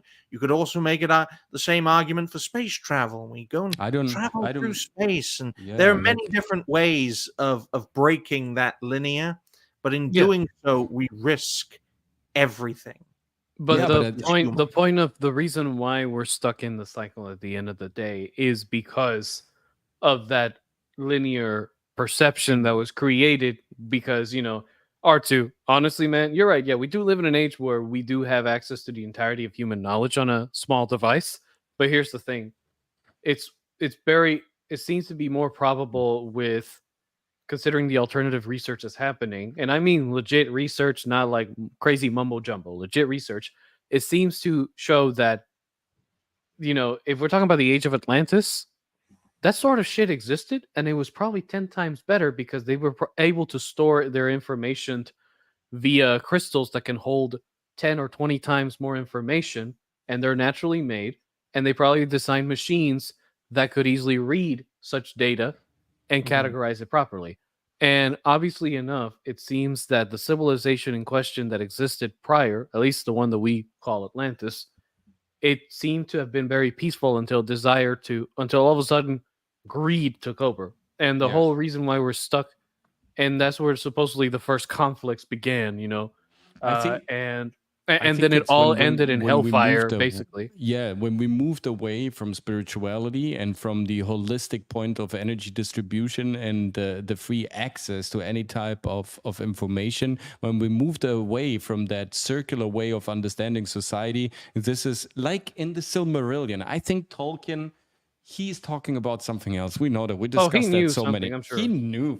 He was in the Bavarian society. He was close to the Fabian society. Yep. He was very close to a lot of, secret society, even to Mason circles. He worked with H.G. Wells. He was a friend of Huxley. So these people back then, we know exactly from the 18th, 19th century, these people had insight. They had access to books. They saw the future happening. And Tolkien is referring clearly in the Silmarillion and Lord of the Rings. He's always talking about Sauron, Saturn, the Eye, police, the polarizing force, the evil, Saruman, Aruman. So similar to Joseph Campbell, who ideated, who is like the spiritual father of Star Wars, Tolkien also tried to allude to this force. When we were in harmony, nothing could break us. And then Melchior brought discord, the dissonance, the new Melkor? frequency. Yes. Yes, that's what he said. He can't pronounce it properly. But Dragon, I'd just like to say, as soon as you mentioned crystals, as an agent of the establishment, I could just instantly click and say, crazy conspiracy theorist spreads crystalline misinformation. Storing crystals, energy devices, and storage systems. Cancel him for being crazy and a conspiracy theorist. No, we know that crystals have properties that we can't really explain. Narrative. But yes. So what we look here, again, nothing special, just a couple of spheres. I remember these. Yes. Wow. Oh, go ahead and explain. This is absolutely insane. Again, explaining the golden balls of some third world shithole. So these golden balls, ladies and gentlemen, South Africa, out of a silver mine. Ryan, how did I know? I knew. But this is my question. You're too fucking attuned to Africa. Yes, goddammit. Yes, he is. We should go down there. The golden balls of South Africa. When we celebrate our 1000th Saturday Night Hypnosis episode, we all fly down and we buy Ryan Roger as a passport because he needs to buy one. We'll issue him one. We need to forge one for him, and then we buy him also a plane ticket to South Africa where we're gonna have our 1000th anniversary Saturday Night Hypnosis. Me and Spoon will make South Africa great again. Hit the like for massaging the balls of Ryan Roger Ethe, the Welsh word wizard. No. Dirty bastard. If you say that again, Coach, I'll bring up the fact that you were on a quiz show that looked like something out of 1984. God damn it, Coach. He got you there, man. Oh, you got me there. Paper cut people as an audience? Really? That's fucking crazy, man. How old do you think those balls are? Let's have it hazard a guess. A guess rather. When did Africa become civilized? Never. 60 years ago. How old do you think these bolts are? We're talking about out of place artifact. Okay, 60,000 years ago. Want to take another guess? 666,666 years ago. Want to take another guess? For God's sake, Dragon, can you answer this question? Perhaps you can bore him to death. It's not much. That would never be possible. It's I a love Dragon. couple of millions of years, a couple hundred millions of years old, if I remember correctly. It was in the beginning when conservative dating came in. They said 300 up to 500 million years, which in itself would be.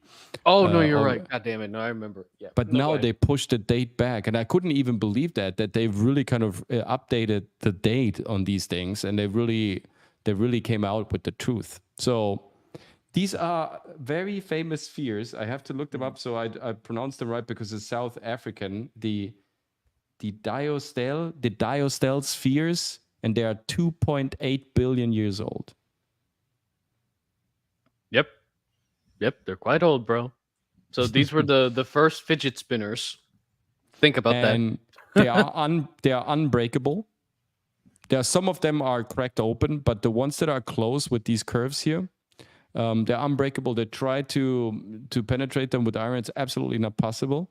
They're artificially somewhere saying that these were assertions that were over time layers, but they are actually spheres, and we have other pictures of them where it's clear that they've been manufactured, and you have also the very famous engraving of whatever manufactured those. And they look like bullets.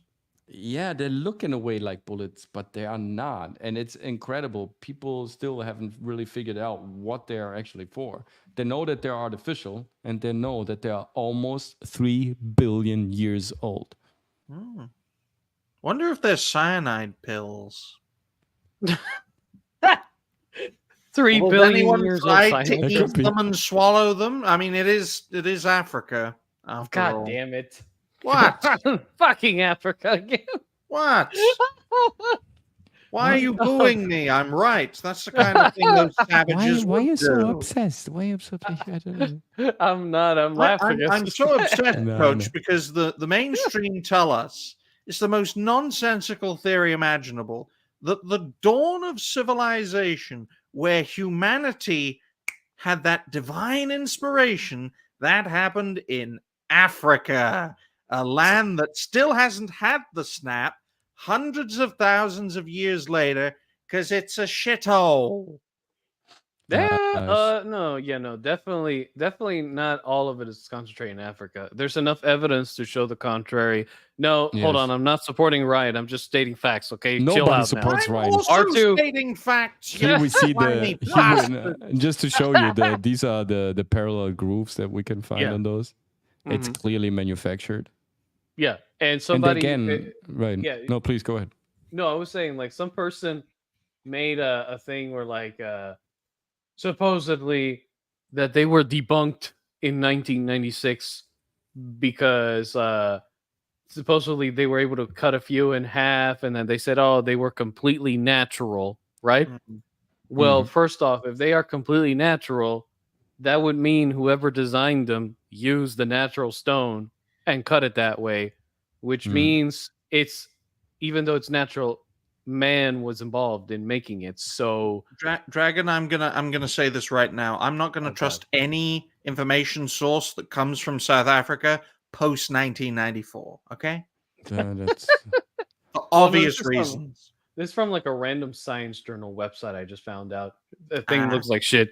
But no, I was saying like I find it fascinating because the dawn of to me, the dawn of humankind, there's enough evidence to suggest that it started out actually in multiple places at once. Africa wasn't the core beginning. It was actually, you had groups in Asia, you had groups in the Pacific Islands, in North, South America, Central America, and in Europe, and even in Asia Minor, and of course in Africa. So no. It would make more sense as a theory, Dragon, that civilization and the divine spark started everywhere else except for Africa.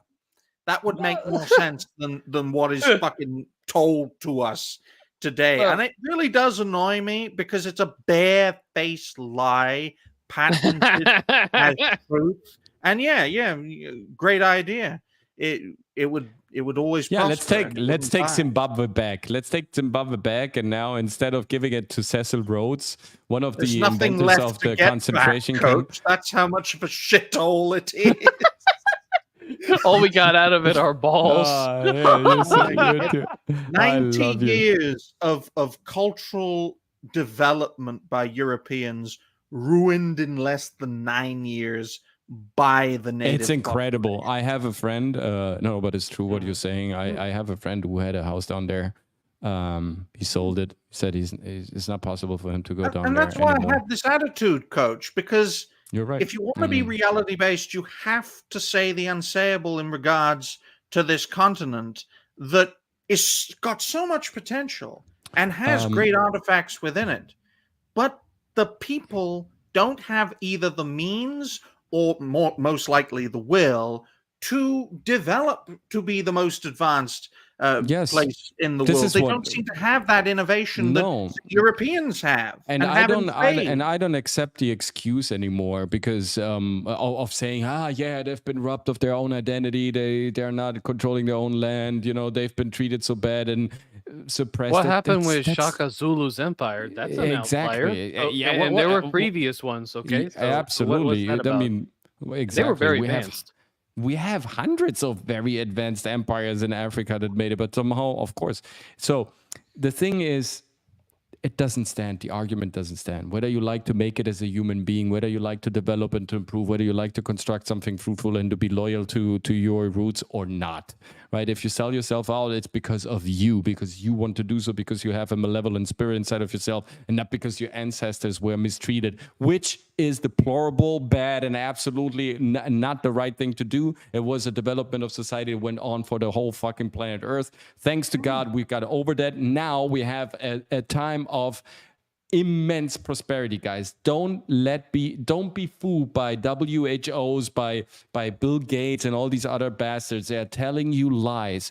There has never been so much quick access to sanitary systems, to clean water, to information, to healthcare systems like we have in 2024. We have never had such developed cities, wealth and healthcare systems all over the place. We have African countries springing up, making more and more independent decisions. The world is turning into a better place. Don't be fooled by doomsday media. This is what I'm telling you, because I'm out of the media system, and I know they like to fool you and get you under pressure. So you buy their shitty products because you're now easy to manipulate. You're confused and unstable. This is why you get down to, buying stuff that you don't need to impress people that you don't like. Stay with yourself, believe in the truth, so you don't buy bullshit and you invest in yourself like you can over here at the COACHMC studio. Applaud, Dragon, now. Oh my God. He has claws. He can't applaud.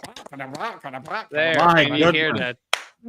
We have to be North Korean about this. As soon as Coach makes a very good statement, we applaud with applaud for the supreme leader. There's one country on planet Earth that is never going to fucking die.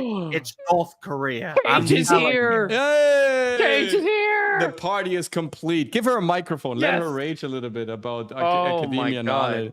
Hey, Cage, you're fighting these days. You are burning it. You're killing it out there on Twitter and everything. I'm really proud of you. Oh, and my camera connection is gone. Thank you so much. Of course, the camera. Now, welcome to the reality-based takeover of Open CLASS Doodles. Hopefully, the audio on his end fails as well. Fingers crossed. We're going to look at the dropper stone. So I'll be saying exploring the dropper stones. Dragon, can you explain this while I write down this timestamp? Well, this is truly crazy. I actually don't. If I'm being honest, I've never make something up. Read that. I mean, look, I'll read up the text for you, wonderful people at chat. But maybe some will come to my mind immediately because I do look about the stuff. But sounds about right. Sounds about right. Yes. Yeah. It ain't you unless you're going after. Can you see me? crazy Can you see me bitches. back? Am I Yes, back? you're No, good. Coach, Okay, I cool. cannot You're see good. you. You probably have to refresh everything. Really? Drop out and come back in, okay? Is God it damn it, true? Ryan. Dragon, why are you laughing? I can't see him. Can you see me, Dragon Slayer? Yes, I can. That's Oh, enough. you Ryan's fucking trying twat. to Why fucking couldn't you stab play us. along? That's enough. Why would I fucking play along? I don't do Coach dirty, bro. What the hell? Thank you, man. Thank you. At least someone. That's Did- because he's the only person who'll let you on his show, Dragon. God damn it. Look at I'm him. on Leon's I show mean, too. I- God damn it. That's not his show. Leon is a trans community meeting for lollipops. God damn it. No, I love Leon. And Oh, I love all panel members, to be honest. I love all shows that we Yeah. do. I'm not so- like Coach. I'm not gay. I don't love men. I'm not gay. I'm a Roman Greek ancestor Damn of it. Mediterranean descent, so I have a feminine attitude, but that's just my creative side. I'm So straight and I love women. basically a long-winded, bamboozly way of saying you're a bisexual. True. It's an intellectual bamboozle way. Hey, the other day I saw a genius post. I have to tell you this. America fought 60 years against the USSR only to become a retarded gay version of Gay, it. retarded version Version of of it. Yeah. Oh. You know, at this died. point, folks, I died. I'm fucking sorry. time This is machine. a bit inappropriate and off, Genius. and off track here, but it was. Look, in all sorry. seriousness, though, knowing what we know today, take me back 40 fucking years and I'll save the Soviet Union and we'll just live like that. digging Everything fucking is from coal. fucking Russia. The Yeah. fucking seal of the United States was made by Nicholas Rurik. What you guys fucking talk about? Research this guy. He's from Russia. Trotsky lived in New York. We venerated Russia all the time. We had all Russian communists, all people here playing out in the United States. Look at our politics. They've been heavy influence. Look at media, entertainment, Stanislavski, Rachmaninoff, Elia Kazan, Chekhov, everything he that went we on a play rant. today. Dude, it's So all Russian. light speed and the Soviet Union trigger you, Coach. I'll have to make notes. There you of go. There you go. and then you'll go on a rant, and then Hypno will be pissed off, and then he will blame you and not me. That means the space open for one of my people to come in. Pause. Pause. Let's get back to topic. Pause. All right. So these are the dropper stones. This is a crazy story. Crazy story. When I read this first, this is basically Zechariah Sitchin in China. It's 1-to-1 Zechariah Sitchin, the Sumerians, just in China. These dropper stones are, I'm not sure how many they found of those. I think hundreds of those granite discs. They're engraved with all sorts, they're also jade discs in the northern provinces on the border, on the northwestern border of Tibet. They found these discs and they kind of deciphered them. And similar to Zechariah Sitchin, they are talking about the civilization that crashed here in the Chinese mountain. They couldn't recover their ship, and so they started, kind of cross-polluting the genetic code down here. And they've also been some mummies that have been found in the mountains nearby. And all these discs have been brought to China. There are still some in Beijing, in some museums, as far as I know it, to my knowledge, but most of these discs, these dropper stones, have completely disappeared. It's an absolute crazy rabbit hole. Whoever wants to research this is so much fun. It's like a new Sumerian version of the ancient visitors, ancient astronauts type of narrative, but only placed in China with these 4-foot mummies, 4-foot tall mummies that have been found in the caverns there in the mountains, with these engraved discs that contain a lot of information. Speaking of Planet of the Apes, you remember the rings in the original version, not the bullshit version that we have now. In the original version, where in the future we found those old, like similar to the Sauron rings, and once you flip them, they start telling a story. Similar. This is also very interesting. The Voyager that carries the disc of humanity that gives information for free to aliens. I don't know why we did this in the first place. We were launching this in 1974. Looks exactly this way. So very funny. Dragon, what do you think? There. Yeah, no, I find it very fascinating because there's a lot of ancient stories talking about that the first gods that came here in all these mythologies were not actually like here to begin with. They were just refugees fleeing from some big stellar war that was going on at the time. And basically they found this planet kind of like how some people find a hidden mountain fortress in the middle of the desert, and they just take control of it.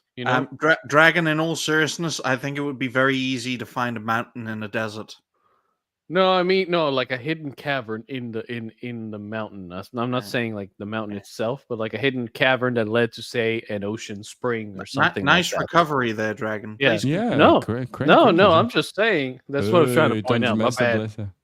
Yes, he was Yes, behind the disc on the yes, Voyager, and he was yes. actually very open about his views of what he Yes. really thought the whole thing of life out there beyond our planet was like, until the establishments told them to shut the fuck up, or otherwise he will get discredited. Yes, that And, was this is exactly what we're yeah. talking about, Pat. Yes. Yeah, but these discs, a lot of the common story is simply like these gods, these beings were fleeing a war of some kind in the stars and the heavens, and they crash landed here. And then you have a situation where they realize they can't go back, so then they just start finding out, the nearby primate humans, and just do fucking experiments with them and use them as little worker slaves until one day another group shows up of similar refugees. They don't agree. They do their own little war. And then all of a sudden and it was all over whether humans should be smart or not.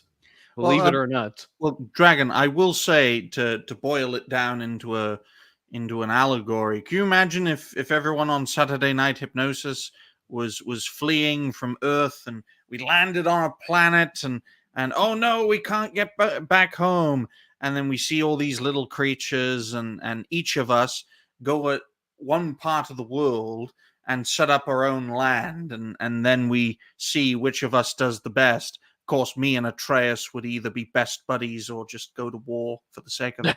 And y'all would be locked in an eternal fight. See what works and then what doesn't. I mean, Coach's superpower world would be a world where he doesn't need to fight to win. He just confuses everyone to death. And and hides away in the mountains. Would be full of pimps and hoes. Hypno would probably be the best at doing it, because he usually is in regards to what we do as content creators. We each do our own thing. And I think that's what these ancients did when they realized, shit, we can't go home. We have to make the best of it.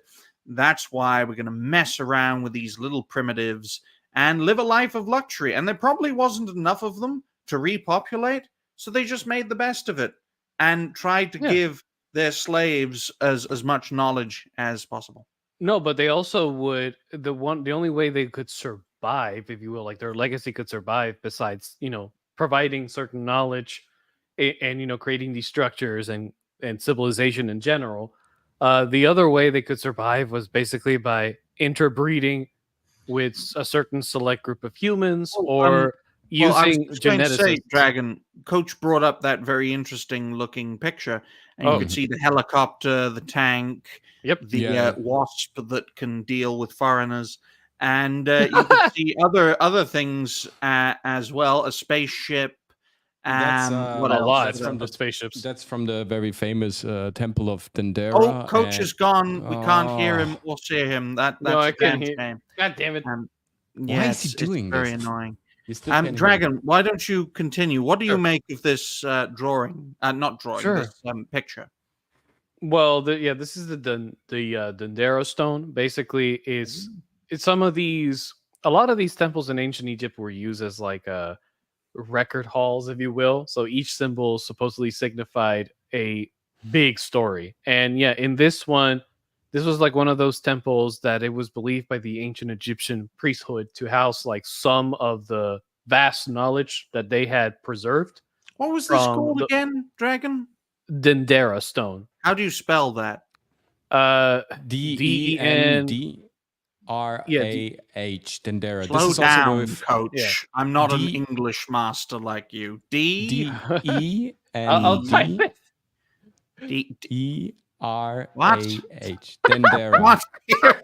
Man. What the fuck is going on? How do you spell it? What the fuck? D-A-N-D-E-R-A-H. Look, I typed it in the chat, okay, in the private chat. Okay, just What write is it like? that. Yeah, so like, let's give you. I can't even history, fucking- and we can't even spell it a is- fucking Egyptian temple. Yeah. Why can't It is three with the illuminated? D. It is with the E, Eh, an N, R, okay, an R, E, an H. R, an A, and a Come over. hail. Come over to the Coach MC studio. and you right? will learn something. This is an English educational properly. channel. Despite not knowing English and studying German and Italian. Do Oh my god. you know how oh, embarrassing great. that must sound? Who taught you how to act? Oh, a fine guy. He speaks English as a third language, though. Instant rejection. guess what? At my interview at the embassy, they said, "Oh, that's even even more like a reason to get you into the States. Like you can sell your services to more people. So it's always, I think, the way you perceive things and what kind of perspective you wanna." German with Italian wife. Yes, this is ticking many boxes. I'm Sicilian. I'm not German. Nah, it doesn't paint a Can you an say incendiary narrative. walrus, Coach? Huh? You say walrus? Yes. All right, let's get or anything beginning with a W. let's He get said back it. to He said Tavi. Yes, he walrus. said, well, walrus. Yes, I love walruses. They're nice. They remind me of your cousin. And I still have her number. Can you say washing machine? Goddamn. Coach? Washing machine. Oh my god! That's Can you a say washes- Vanguard? Can you let's try V's. Can you say Vanguard? Vanguard, Oh, God. of course. Mm. No, you This won't be isn't able to get him. This is a This isn't well-instructed coach we're Italian. speaking to now. This is the professional 35-year acting coach. My Exactly, God. sir. Exactly. Yeah. When I have him back, then it's Not impossible say to talk. aluminium. Aluminium. That sounds so gay, man. When you say stop, You it's look a- gay and you have a wife. I don't look gay. I look good. I look tanned. You are the one who looks like a decrepit, like what is Only wrong? gay people look handsome. This is don't what look all the ugly. lazy, fat, pale guys out of Wales say to the good-looking guys that Hey, are straight. you'd be fat too if you weren't sweating. fuck that is it all going off on? in That's true. Florida. What just That's so what the- true. what One of the in reasons- God's name just The happened? schedule, right? The Pat schedule, yes. needs to Yes. remind us of our back to professionalism. the So, program. Back to the This program. is Go. this is the Temple of Dendera, and of course, ancient aliens History Channel owned by Disney. So always be careful with the History Channel. They tell us these are helicopters and sky ships and planes and whatnot. And there have been arguments against this. But just because of the reason that the arguments are so stupid, because again, historians like to tell us that these hieroglyphs are actually just letters, are just phonetic replacements, are photo-semantic containers. But that's not true. Just to kind of exemplify this, Egyptians, when they wrote something down, it always had a threefolded meaning. It was never just a phonetical replacement. It was never just an information. It always had a spiritual side to it. It always had at least three meanings. So when they were writing down the name of a king, let's say, that name of the king was also connected to an animal, to a spiritual animal, let's say the bee, like in this picture, and that bee stood for something inside of their lore. So a hieroglyph in Egypt is not just a letter. It's an explanation, a metaphor, and it has also deep spiritual meaning. So when you read hieroglyphs, you have to take into account the bar where it is in. Because, of course, scientists have claimed these are just the overlapping of two different hieroglyphs made in two different, reign epochs that were trying to explain the workings of King Seti and Ramses. But that's absolutely not true.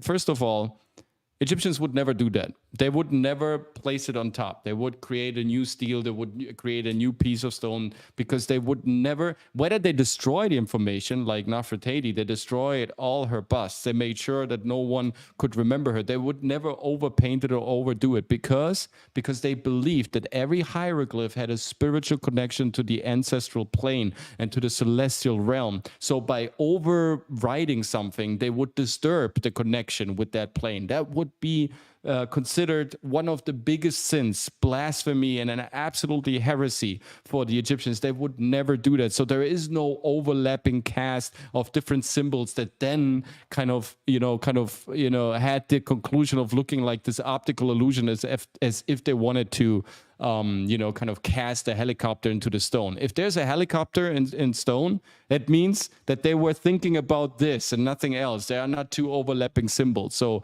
I don't agree with Egyptologists and mainstream academia and historians with their explanation of the Dendera stone. And by the way, this is by far not the only stone in Egypt that displays these flying apparatuses. We have all sorts of, and also in the Hathor temple, we have that. In Karnak, we have that. We have these are the temples that now come to mind, where we have those different engravings that are immediately associate them with flying machines, with out of place artifacts. Exactly. There is no carving other than this one here. This is my point. And they would never do that. For that would be considered heresy, because every carving is holy. They would pray and sing while they were carving all these things. Every carving had one ritual meaning to it. So putting two on top it would be inconsistent with their culture. Yeah, so it would be basically the concept of basically vocalizing through a certain sound frequency. According to them, it would be like giving life or meaning or a story to the stone itself. The stone would vibrate with the history of the time of the people who designed it. Well, if they didn't want this, say for example, they wanted to get rid of this, a great thing they could do is just chip it out and then flatten it to make sure it's bare again, and then put out another carving if they wanted to, like getting a rubber, on. They could try doing that, but the thing is, these kinds of carvings, you gotta understand, this is a carving for a temple dedicated to a specific god or groups of gods that represented certain meanings to the ancient Egyptians. Normally, these kinds of buildings and hieroglyphs, if there were any to be carved in the temple or commissioned, there would I'd be love to give people a hieroglyphic glyph to Atreus. Just have it say, that word that people like us can't say. Dragon likes to say it though, and then say, "This is your gift. It's a very special gift." And then he wears it around his neck, and then ancient Egyptians will go. Just point and laugh at them. Today we have the truly the insane. I told you today is gonna be crazy. No, definitely, you were right.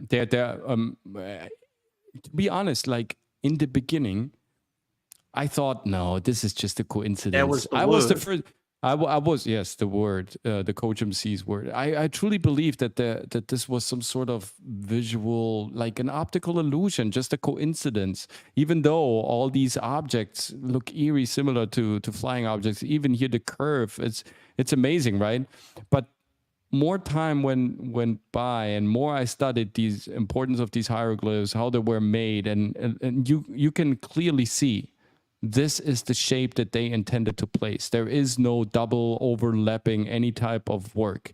This is one of the hardest material to work, ladies and gentlemen. You don't just, decide a couple of years later, oh yeah, let's place something on top. I don't like this anymore, right?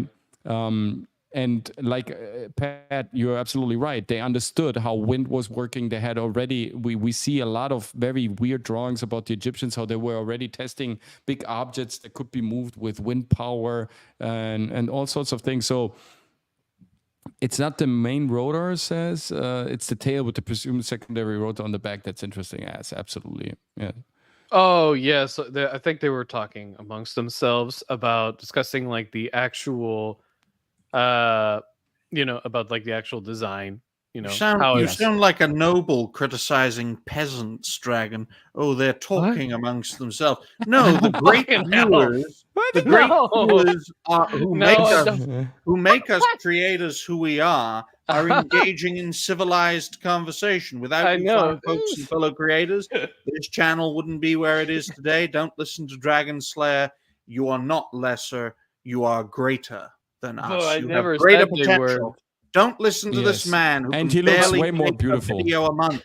Don't listen to him. Bro, I do. He has a beautiful voice. Not a dumb farmer. No, Brett, no. Don't spread misinformation. Don't give in to Ryan's Alex Jones tactics. Don't.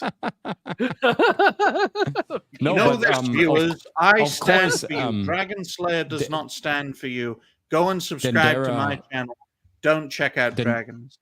Dendera is, of course, in a way, it's nothing new, right? I just placed it in because it's one of those classical out-of-place artifacts that gets discussed every cycle or so. Eric van Daniken already pointed out that there is something weird going on in Egypt with the hieroglyphs in itself.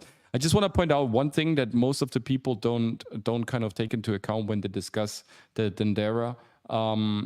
The Dendera hieroglyph. So first of all, Dendera is the temple where they discovered the idea of the zodiacal signs and the astrological tables. So they had the first circular astrological zodiacal sign found in Dendera. It is supposedly 300 before Christ. So it's 5,000 years old, and it was dedicated to the eight gods that kind of constructed that pantheon of the zodiacal signs. And what you see here on the left, whether that's a dragonfly, it looks more like a bee, to be honest. And here's the thing, this again, it's like a little thing, right? Well, what is the bee making there? And of course, Egyptologists, they go ahead and say, yeah, this is chem, this is a sort of a breakdown of the name Alchemet and bada boom. Yeah, but what does Alchemet mean?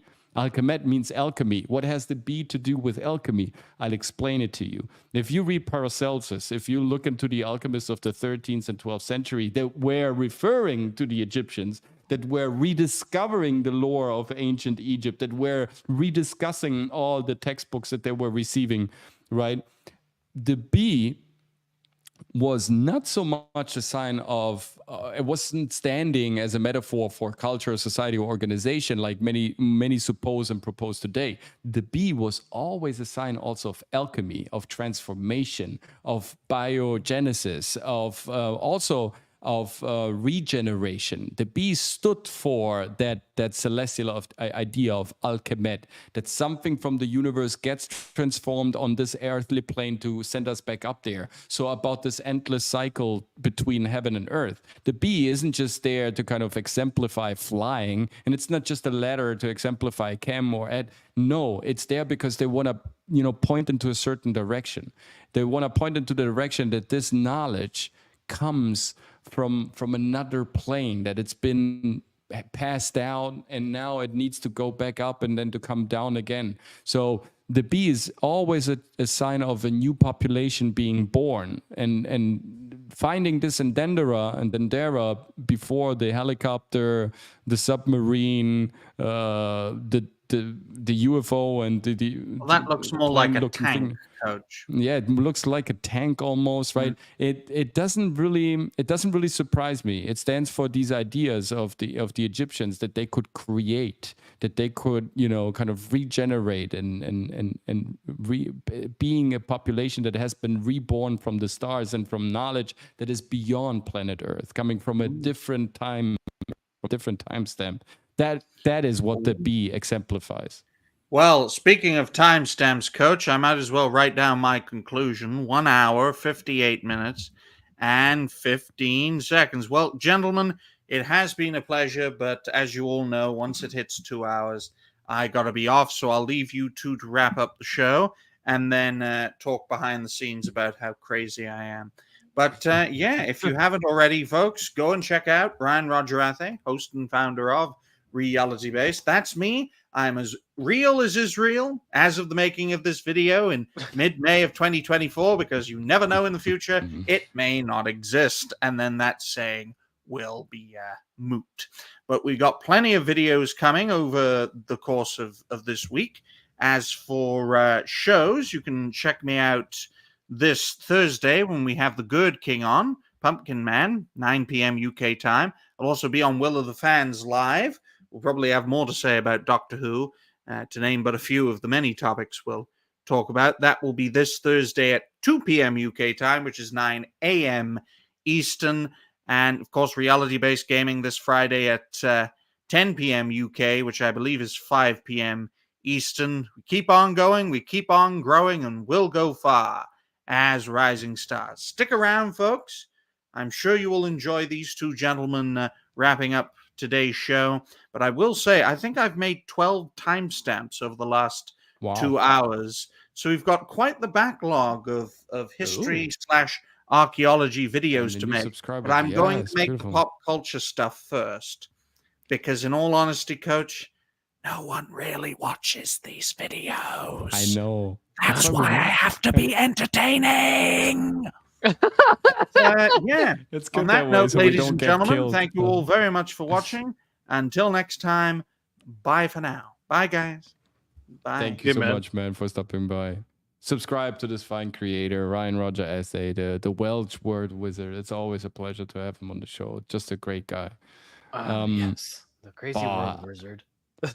Believe it or not, Chad, I mean, we could go on for hours. I've collected so much material over the years and so many, you know, kind of branches where this kind of spawns out. I don't want to make this also too long. Let's make a second episode for sure out of it, because there's so much else to discuss. But maybe we finish this with a banger, with something that is maybe, you know, completely unexpected also, right? We went to China. We went to South America. We went to South Africa. We went to Asia in general. United States. We covered a bunch of beautiful places, but this stuff here is really crazy. Okay, so again, this looks like a stele, like a very like this is a marble plate. Right. Nothing special. As you can see, this marble plate was made during the reign of Philip IV of Spain, right?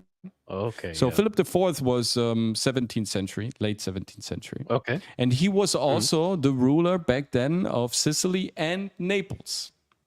And in the year 1631, during his reign, there was a terrible, actually the last big eruption of Mount Vesuvius, right?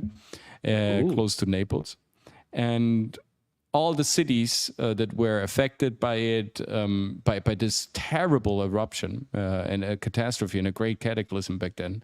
We have many etchings of that period that kind of, you know, witnessed that because it was really like going on for weeks, and many scholars talked about this. And so there is this in Torre Annunziata, which is very close to Naples, and this thing is still there. You can still look it up. You can go there. You will find this marble plate that commemorates this event. It's dedicated to Philip IV, 17th century, right? No, the thing about this is so far so good. Nothing special, you might think. The only problem with this marble incision here is, and here you can see the whole gate, how it looks down here, right? This is nothing really big, right? The only problem is if you zoom in into this place, and I've been in front of this, you can clearly see that they are also commemorating the city of Pompeii and Herculaneum. But the problem is that in 1631, the cities were not discovered again. They were discovered in 1787, according to mainstream historians. Nobody knew that Pompeii was existing, accordingly to mainstream media in 1633. It was even like 150 years only that they started to kind of discover it. So how is it possible that a city that wasn't even discovered, that shouldn't be there, right, that was not even mentioned by history books back then, was on a marble plate to commemorate the cities that went down in the eruption of Mount Vesuvius 1631? The only way they could have known, the only way they could have commemorated it is if like they had knowledge of some ancient Roman records that maybe the Catholic Church had provided them, and they would have been informed, oh yeah, this has happened before a long This is what time ago when the ancient Romans existed. Yeah. This is immediately what I thought as well.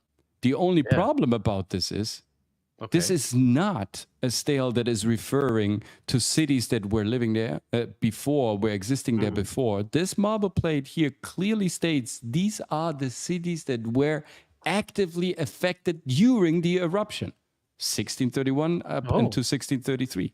Again, so you're this saying is that they an were historical. inhabited? Yes. Like they were re-inhabited, but maybe the inhabitants had no idea of the buried ruins of ancient. They were living in the city of Pompeii, which was a flourishing city, which was what still you're telling existing. me, so what you're telling me is there could be a chance to say that, hey, maybe Pompeii was not buried thousands of years ago. More like, there was a lot of destruction, but maybe it was rebuilt. But then the last eruption buried it and made it to the point where. And these are the remainings that we find today. This is the reason why they look so fresh. This is the reason why they're so good conserved, because they are only 300 years old and not like they're claiming thousands of years old. Pompeii, what an interesting theory. Yes, Pompeii is a huge history scam, also to cover up a couple of other things. But hey, here another thing to kind of reinforce this theory. Besides the fact that this marble plate shouldn't exist, right? These steels shouldn't, and there shouldn't be, like, again, historians say that there was no knowledge of Pompeii, that it was buried 71 before Christ, and for 2,000 years, nobody knew that Pompeii and Herculaneum was there. But yet we find it on the stele commemorating the cities that were affected by an actual event that took place during the reign of Philip IV. So we're facing two historical impossibilities, ladies and gentlemen. Yeah. This is absolutely impossible. So whether the city was there and it was inhabited, and so therefore it wasn't buried 71 before Christ, or they're referring to a city that was buried, but then they knew already that it was existed. So either way, academia is lying to us. And to give it more push, this thesis was brought to the attention of mainstream historians by a dude that is posting this all over the globe in different historic forums. And his question that he poses is always the same. It's like, how did they know? How did they know that Pompeii and Herculaneum was there? Nobody so far from the historic community answered to this.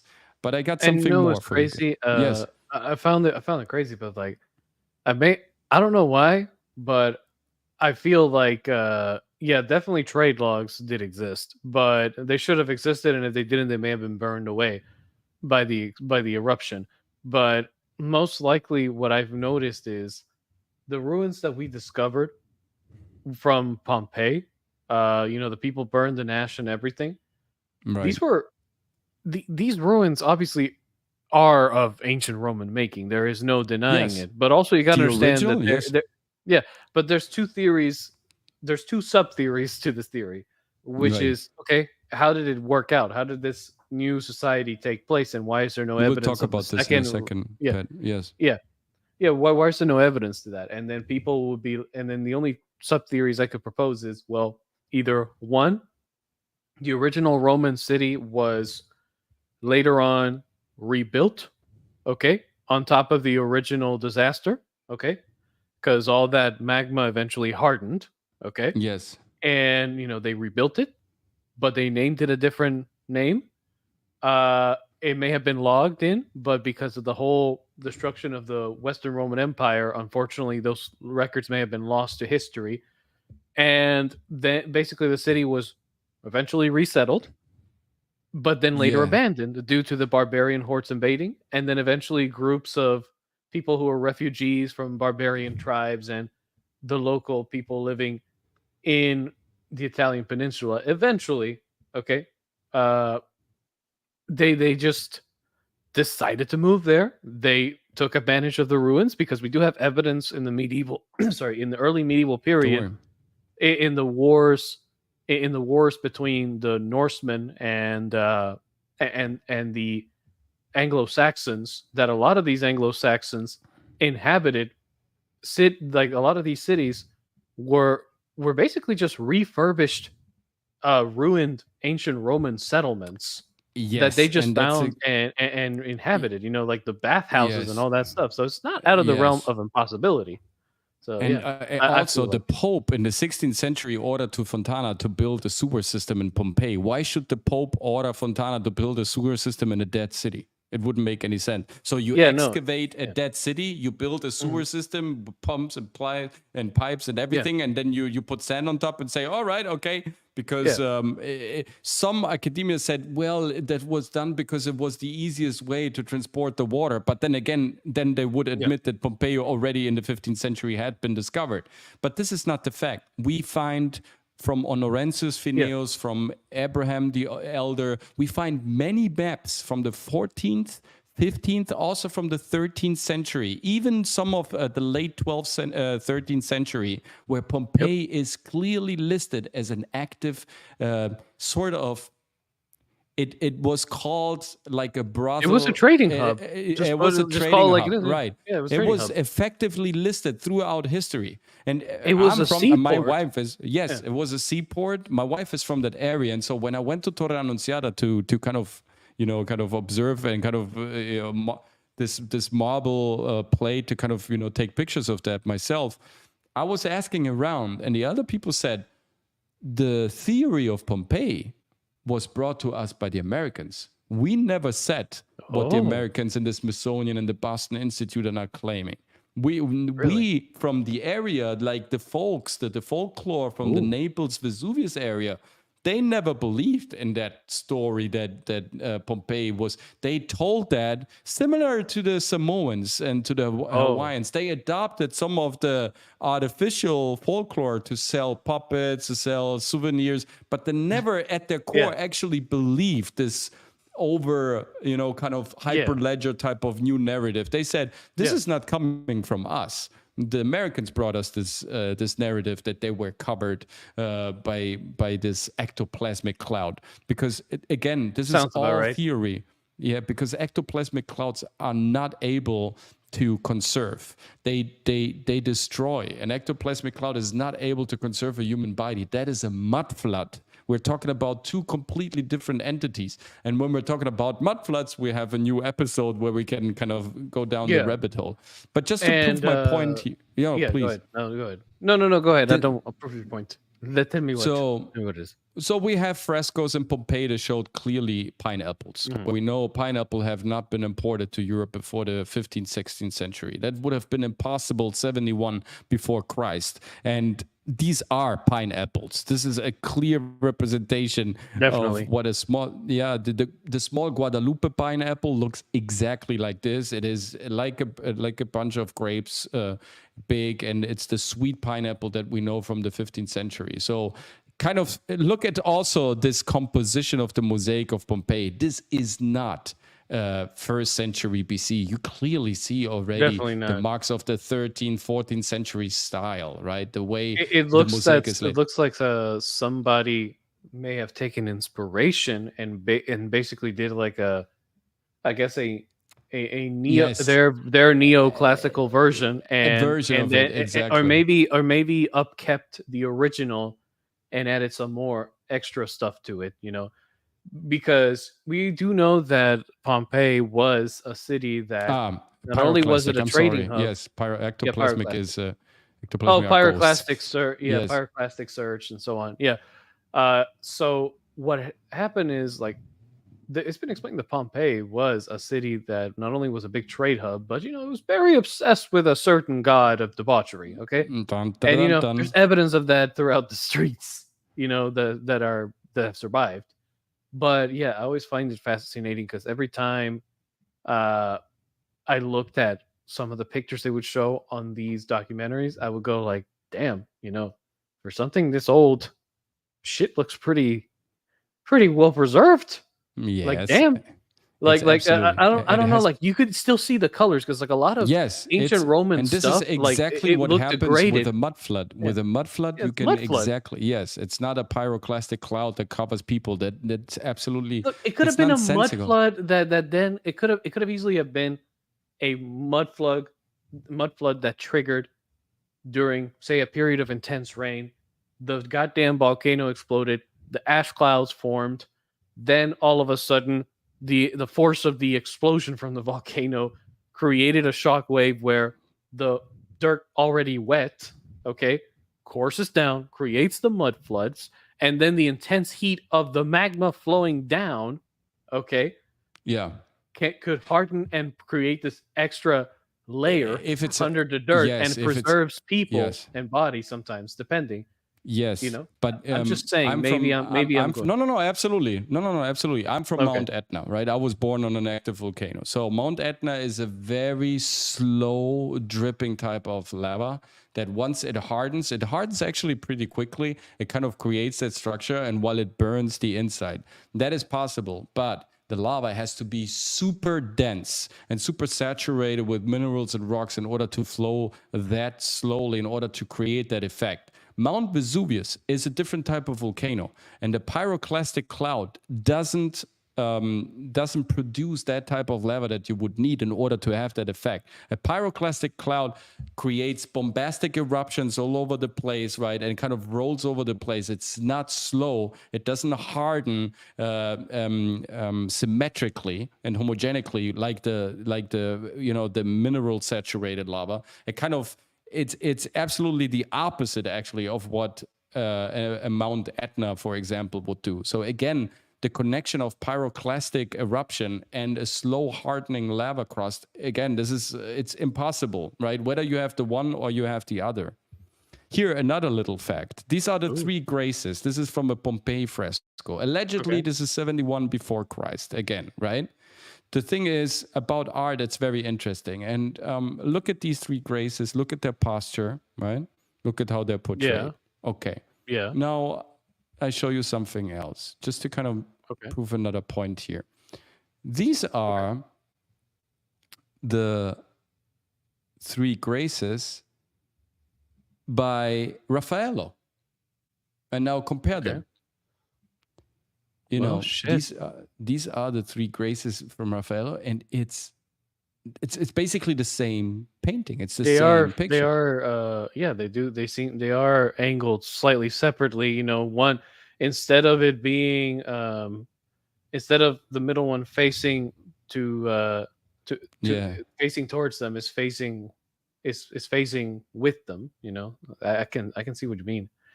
So the thing about the previous one, just to be sure. Just to be, I just have to jump back and forth, but I think this is truly interesting. It makes a huge point here. Again, this is Pompeii. Oh no, never mind. It's exactly the same. My apologies. Right? No, it's exactly the same. No, absolutely. No, it's important. You're right. And this is Raffaello. Now, the thing about this is that the three graces was actually a very common motif in the 15th century. And it's been said that a lot of those painters, like Raffaello, were invited all over Italy, of course, to paint, right? And so in that period of the 15th century, 14th century, 16th century, till the 16th century, the motif of the three graces, Botticelli has it down here in The Birth of Venus. We have it by Raffaello. We have it by many artists, and they were painting these motifs all over Italy for the noble ones in their patrician houses and their villas. And so when you have a common motive in a certain era, that speaks for the communication of the artists. So to imagine that Raphael and all the other artists of the 15th century coincidentally would paint exactly what we found 2,000 years before that, or 1,500 years in this case, 1,600 years roughly before that, is really strange. It kind of looks the other way, as if the three graces, of course, being a very popular motive in the 14th, 15th, and 16th century, being kind of painted all over Italy, that Pompeii, being an active and thriving and living city in the 15th century, full with luxurious houses and super rich people and noble people and politicians, that they of course had their Pompeii version of the three graces painted on their walls as well. So again, we have a commonality that is out of the same timeline, and it wouldn't correspond placing them in a complete other timeline where it in a context wouldn't make sense, because 71 before Christ, we don't have three graces anywhere in Italy. There was just not this motive happening. And the cultural communication between artists, we know how prevalent it is. Exactly the same like we have with YouTube today, right? There is one topic that we cook for a year, let's say Rings of Power. It's one topic that we discuss, like Star Wars, for a couple of years. This is a trending topic. And the same thing is the communication between artists back then. You can trace this back, to the Cubists, to the Impressionists, to the Expressionists, when there was a reoccurring motive that was used by many artists, and they would share this and they would paint similar stuff. This is exactly what happened in the 15th century when everybody was painting three graces. One century BC, nobody was painting that. Nobody was picturing three graces exactly in the same manner. So similar. So it's probably that this is not from 71 BC, but it's most likely from the 15th century again. And this would also explain the pineapple and why Theodore Fontana needed to build a sewer system, by commission of the Pope, and why we have a marble plate commemorating the loss of Pompeii in the 17th century. The problem is that they are telling us that Pompeii was kind of buried 71 before Christ and not being found before 1787. And here we are proving that it has consistently been living and thriving as a town throughout history, that it wasn't, it didn't disappear. With the pineapples definitely are very telling, and also the stone. I would say the most telling arguments would be the writing itself of the stone and the pineapple in the frescoes. As for the other one, I mean, look, it is true. Dungeon Master does. I get what you're saying. Argument. That's a valid argument. The ancient Absolutely. Greeks did have the same. The ancient Greeks and Romans at the time did have the same.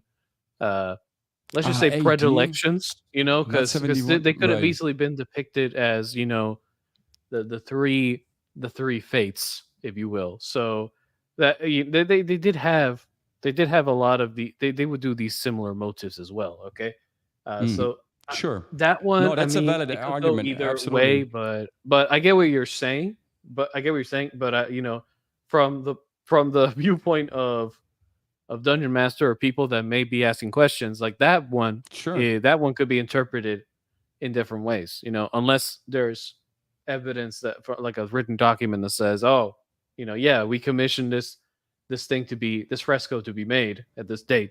But as for the other two things, I can definitely say there is quite a good argument in there, because it's very odd that a city that supposedly we didn't know nothing about until 2,000 years later has their name mentioned along with other cities that supposedly were forgotten or buried under natural disasters like volcanoes. And all of a sudden we have here the King of Spain commemorating a stone dedicated to the that was commissioned by the King of Spain, by the way. Yes, that was commissioned by Philip IV. So it's you can imagine the protocol when the king is commissioning, the commemoration of cities that were actively, and it was written in Latin too. Like they wrote, they wrote it in Latin just to signify, the language of the learned, if you will. Basically, if they could say, this is a dedicated monument, but as for the content, unless you knew Latin, in which at the time only the wealthy class, the priesthood, and maybe some very lucky individuals that were able to read, were allowed to read or learned how to read and learned other languages like Latin, could probably identify and start questioning, damn, why does it say Pompeii? What is Pompeii? Because you got to understand, at that time period, I am quite sure a lot of the commoners probably had no idea what the hell Pompeii was, or maybe they called it by a different name, and the king or the Catholic Church simply thought, okay, thank you for clarification, Dungeon Master. Okay, so if they still call the region Pompeii after the eruption, then that would clearly indicate that the general population knew that the region named Pompeii existed. That does not mean that the commoner or the typical normal person at the time would have known that there was a city by the name of Pompeii. For all we know, okay, again, this is all conjecture on my end because unfortunately we don't have evidence on this thing I'm about to say, but it could be it could be easy to admit that, most likely the original Roman city, ancient Roman city of Pompeii, was destroyed. It was then rebuilt and it was upkept with a slightly different design from the original. Again, Roman Empire crashes and burns, and everybody is left to defend for themselves with their little local principalities, and survivors take up shelter in abandoned ruins. Most likely, it will not be a surprise to find out Pompeii was abandoned before it was then reacquired by somebody else, and then buildings were later added to it. The thing that speaks against this is, first of all, you don't in a ruined city you don't build a new sewer system. And Fontana, the sewer system is damning. It's definitely very damning. Like a real sewer system with wells and construction, not only kind of laying two pipes and then kind of burying them over. So Fontana built, and there are also some etchings about the construction logs about that. And we have Pompeii even on maps of the 14th century by Belgian cartographers. Yeah. So if it's a buried city that didn't really exist, why should a Belgian cartographer put it on a map as an active city? Because they had also different symbols on how to, because it was for the trade routes, right? It was for the for the people that were bringing tulips and spices, all sorts of stuff from Antwerp and from Belgium into Italy. It was a businessman handbook, So they needed to know and have the very effective, information where they should go, right? Where they should deliver the stuff. And Pompeii was listed in the 14th century as an active trade city to go there and to make money. So you don't go into a buried town that is completely covered with dust in order to make money. Yeah, no, definitely. That is also a good example. And Dungeon, it's all good, by the way. Dungeon, don't worry about it. Basically, in essence, what we're trying to say is that most likely the popular narrative around Pompeii not being discovered until recently may in actuality been false, but then now it could potentially have been false. It's constructed and to sell, right? I know also some people who work in Pompeii, and they said similar to also what they said to many other sites, archaeological sites, and this is a bad thing, right? It's very sad, but they said many things have been added. There has been also an operation. You can look this up, guy. Operation Avalanche in the Second World War, where the Germans, who believed that the Allied forces would never bomb like an historic town, the Nazis, they brought their ammunition to Pompeii and Herculaneum to keep it there as to store them there outside of Naples. But of course, the Allied forces didn't care about the ruins or about ancient artifacts, so they extensively bombed Pompeii during the Second World War. So with all these frescoes that are coming out of these alleged, ancient historic site, I'm wondering if that stuff wasn't post-fabricated, because if you look up the reports and about this Operation Avalanche, it was, I think, the third or the fourth biggest bombing of the Second World War. They destroyed all the ammunition that the Germans had stored there. So I wonder what was left after such an enormous attack to kind of still recover from that site. So there is another kind of I didn't know that, by the way. I didn't know there was an operation to basically just destroy it all. And Brett, you make actually a pretty good point, which is, sometimes when we rebuild stuff, some of the original stuff just kind of gets left behind and people may not even realize it, So that's also that. But I feel like Pompeii would be and by the way, I'm sorry that your business burnt down, my man. Hopefully you can recover and do what's necessary to get back on track besides that. Yeah, no, definitely, man. I'm sorry to hear that. But, I do want to mention, because I think it'd be a good way to put like a little pause until next week. But the reason why we're talking about this, or why Coach brought it up, and then I got fascinated by it and went down this rabbit hole with him, as usual, is because if we just simply bring that option to the table, now we're questioning, our timeline of history, and then if a lot of people get interested enough and start asking the question, well, why does this theory even exist? And there's evidence to support the idea that, hey, it could potentially be true. And then all you're met with is intense resistance that just says, no, I'm not going to talk about it. It's bullshit. Yeah. Y'all are a bunch of idiots for believing everything you hear on the internet. And then what ends up occurring is people are going to start questioning the history in general.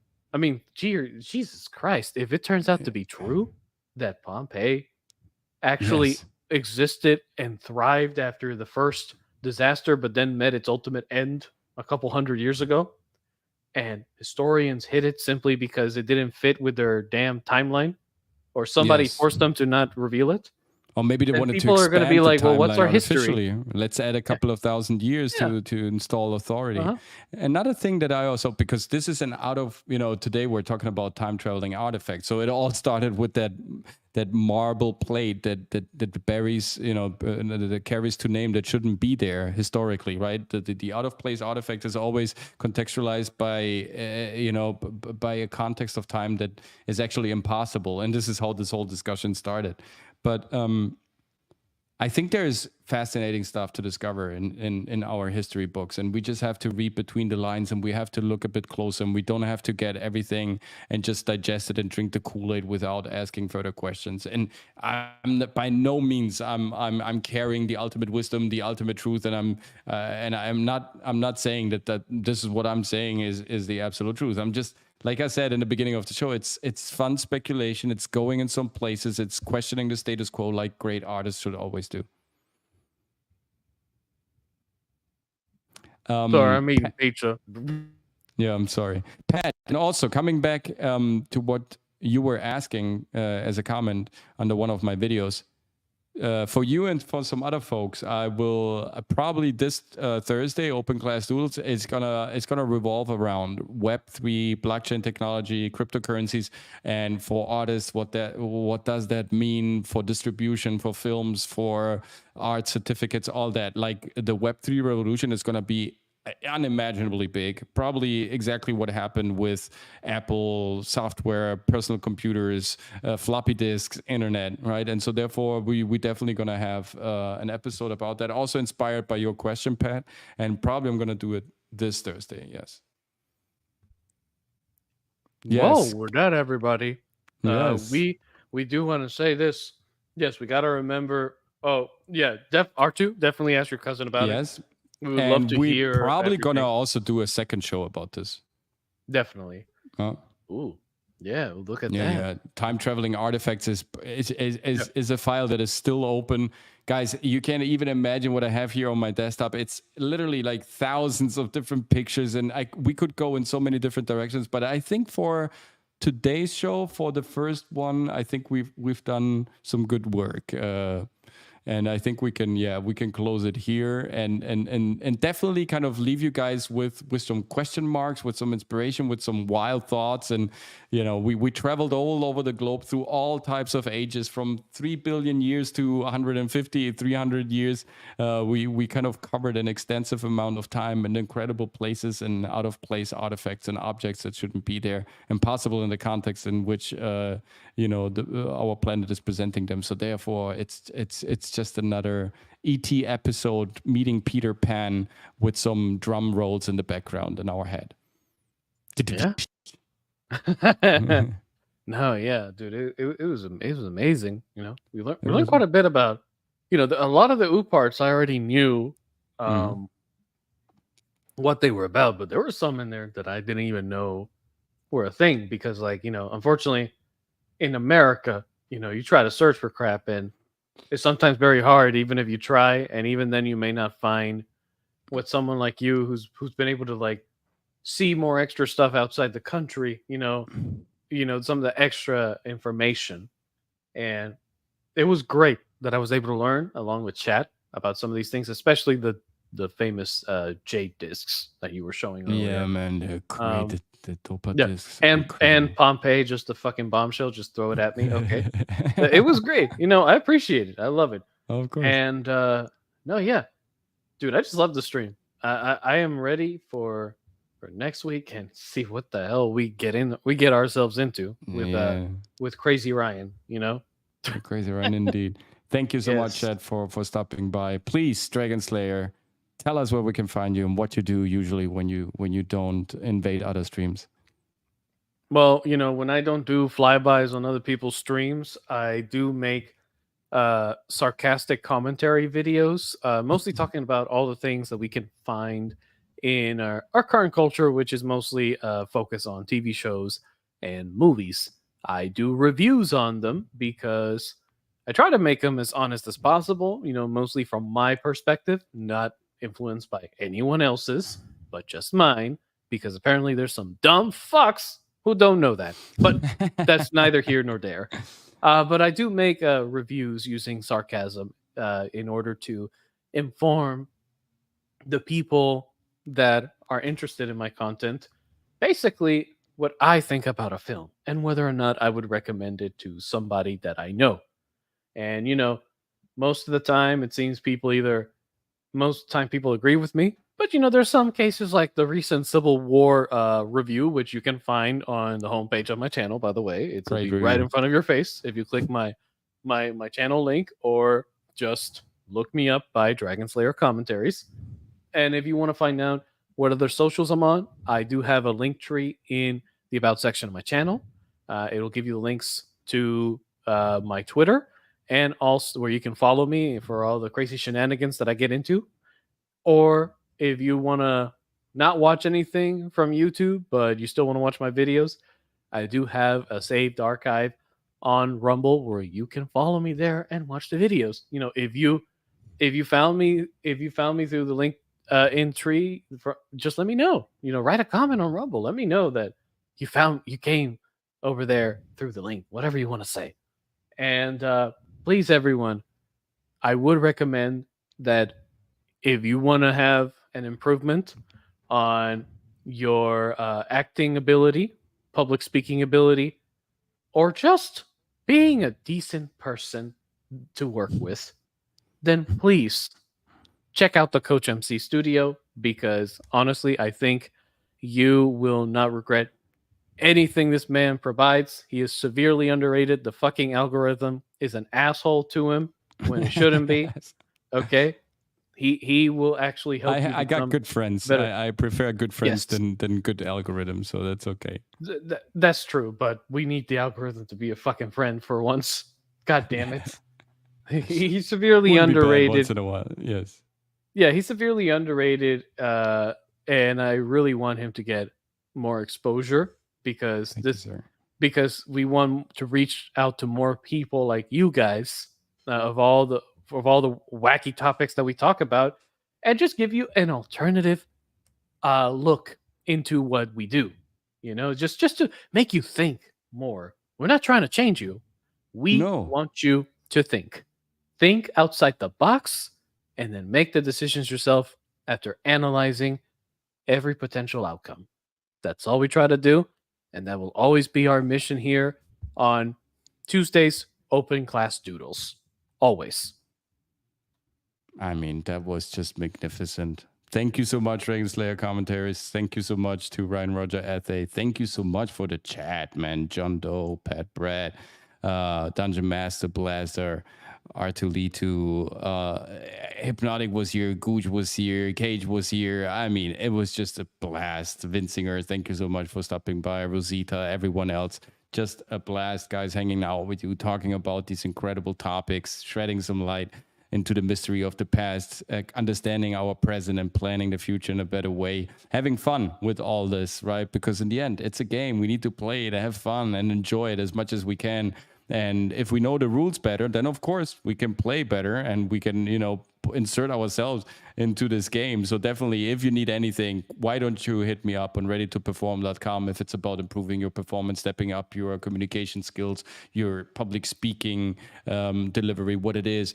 It doesn't really matter. Hit me up. Let's talk about it in a discovery session. No strings attached. We find out that we're a great match for each other. Let's start a great adventure together, that it's creative, that it's authentic, and it's all about making your most recognizable product your first statement of quality. See you on next Thursday. Probably we're going to talk about crypto, blockchain, Web3, and the possibilities for artists out there. See you on Saturday, of course, for Saturday Night Hypnosis, 8 p.m. Eastern Standard Time on Hypnotic's YouTube channel. Saturday Night Hypnosis is going into episode 91 with, we are half of the OG panel members right here. This is how it started. Dragon Slayer commentaries, COACHMC, Will of the Fans, and Hypnotic. This little bunch of crazy weirdos and bigots. This is how the revolution started over a year ago, and now we have 91 episodes already on our back. Catch us for the next, the next mystery travel next Tuesday, 6 p.m. Eastern Standard Time on this channel. Keep yourself updated for the next masterclass that is coming up the 25th of May. You can already register down here in the description or through my link tree on Instagram. Definitely, it's going to be a great masterclass talking about the art of improvisation, which is definitely one of the holy grails of any great performance, any acting performance. And for now, I want to thank also the crowd on Facebook, present on Instagram. Thank you so much for the chat. Again, you guys are amazing. See you next time with the next video. And now, I believe you're ready to perform.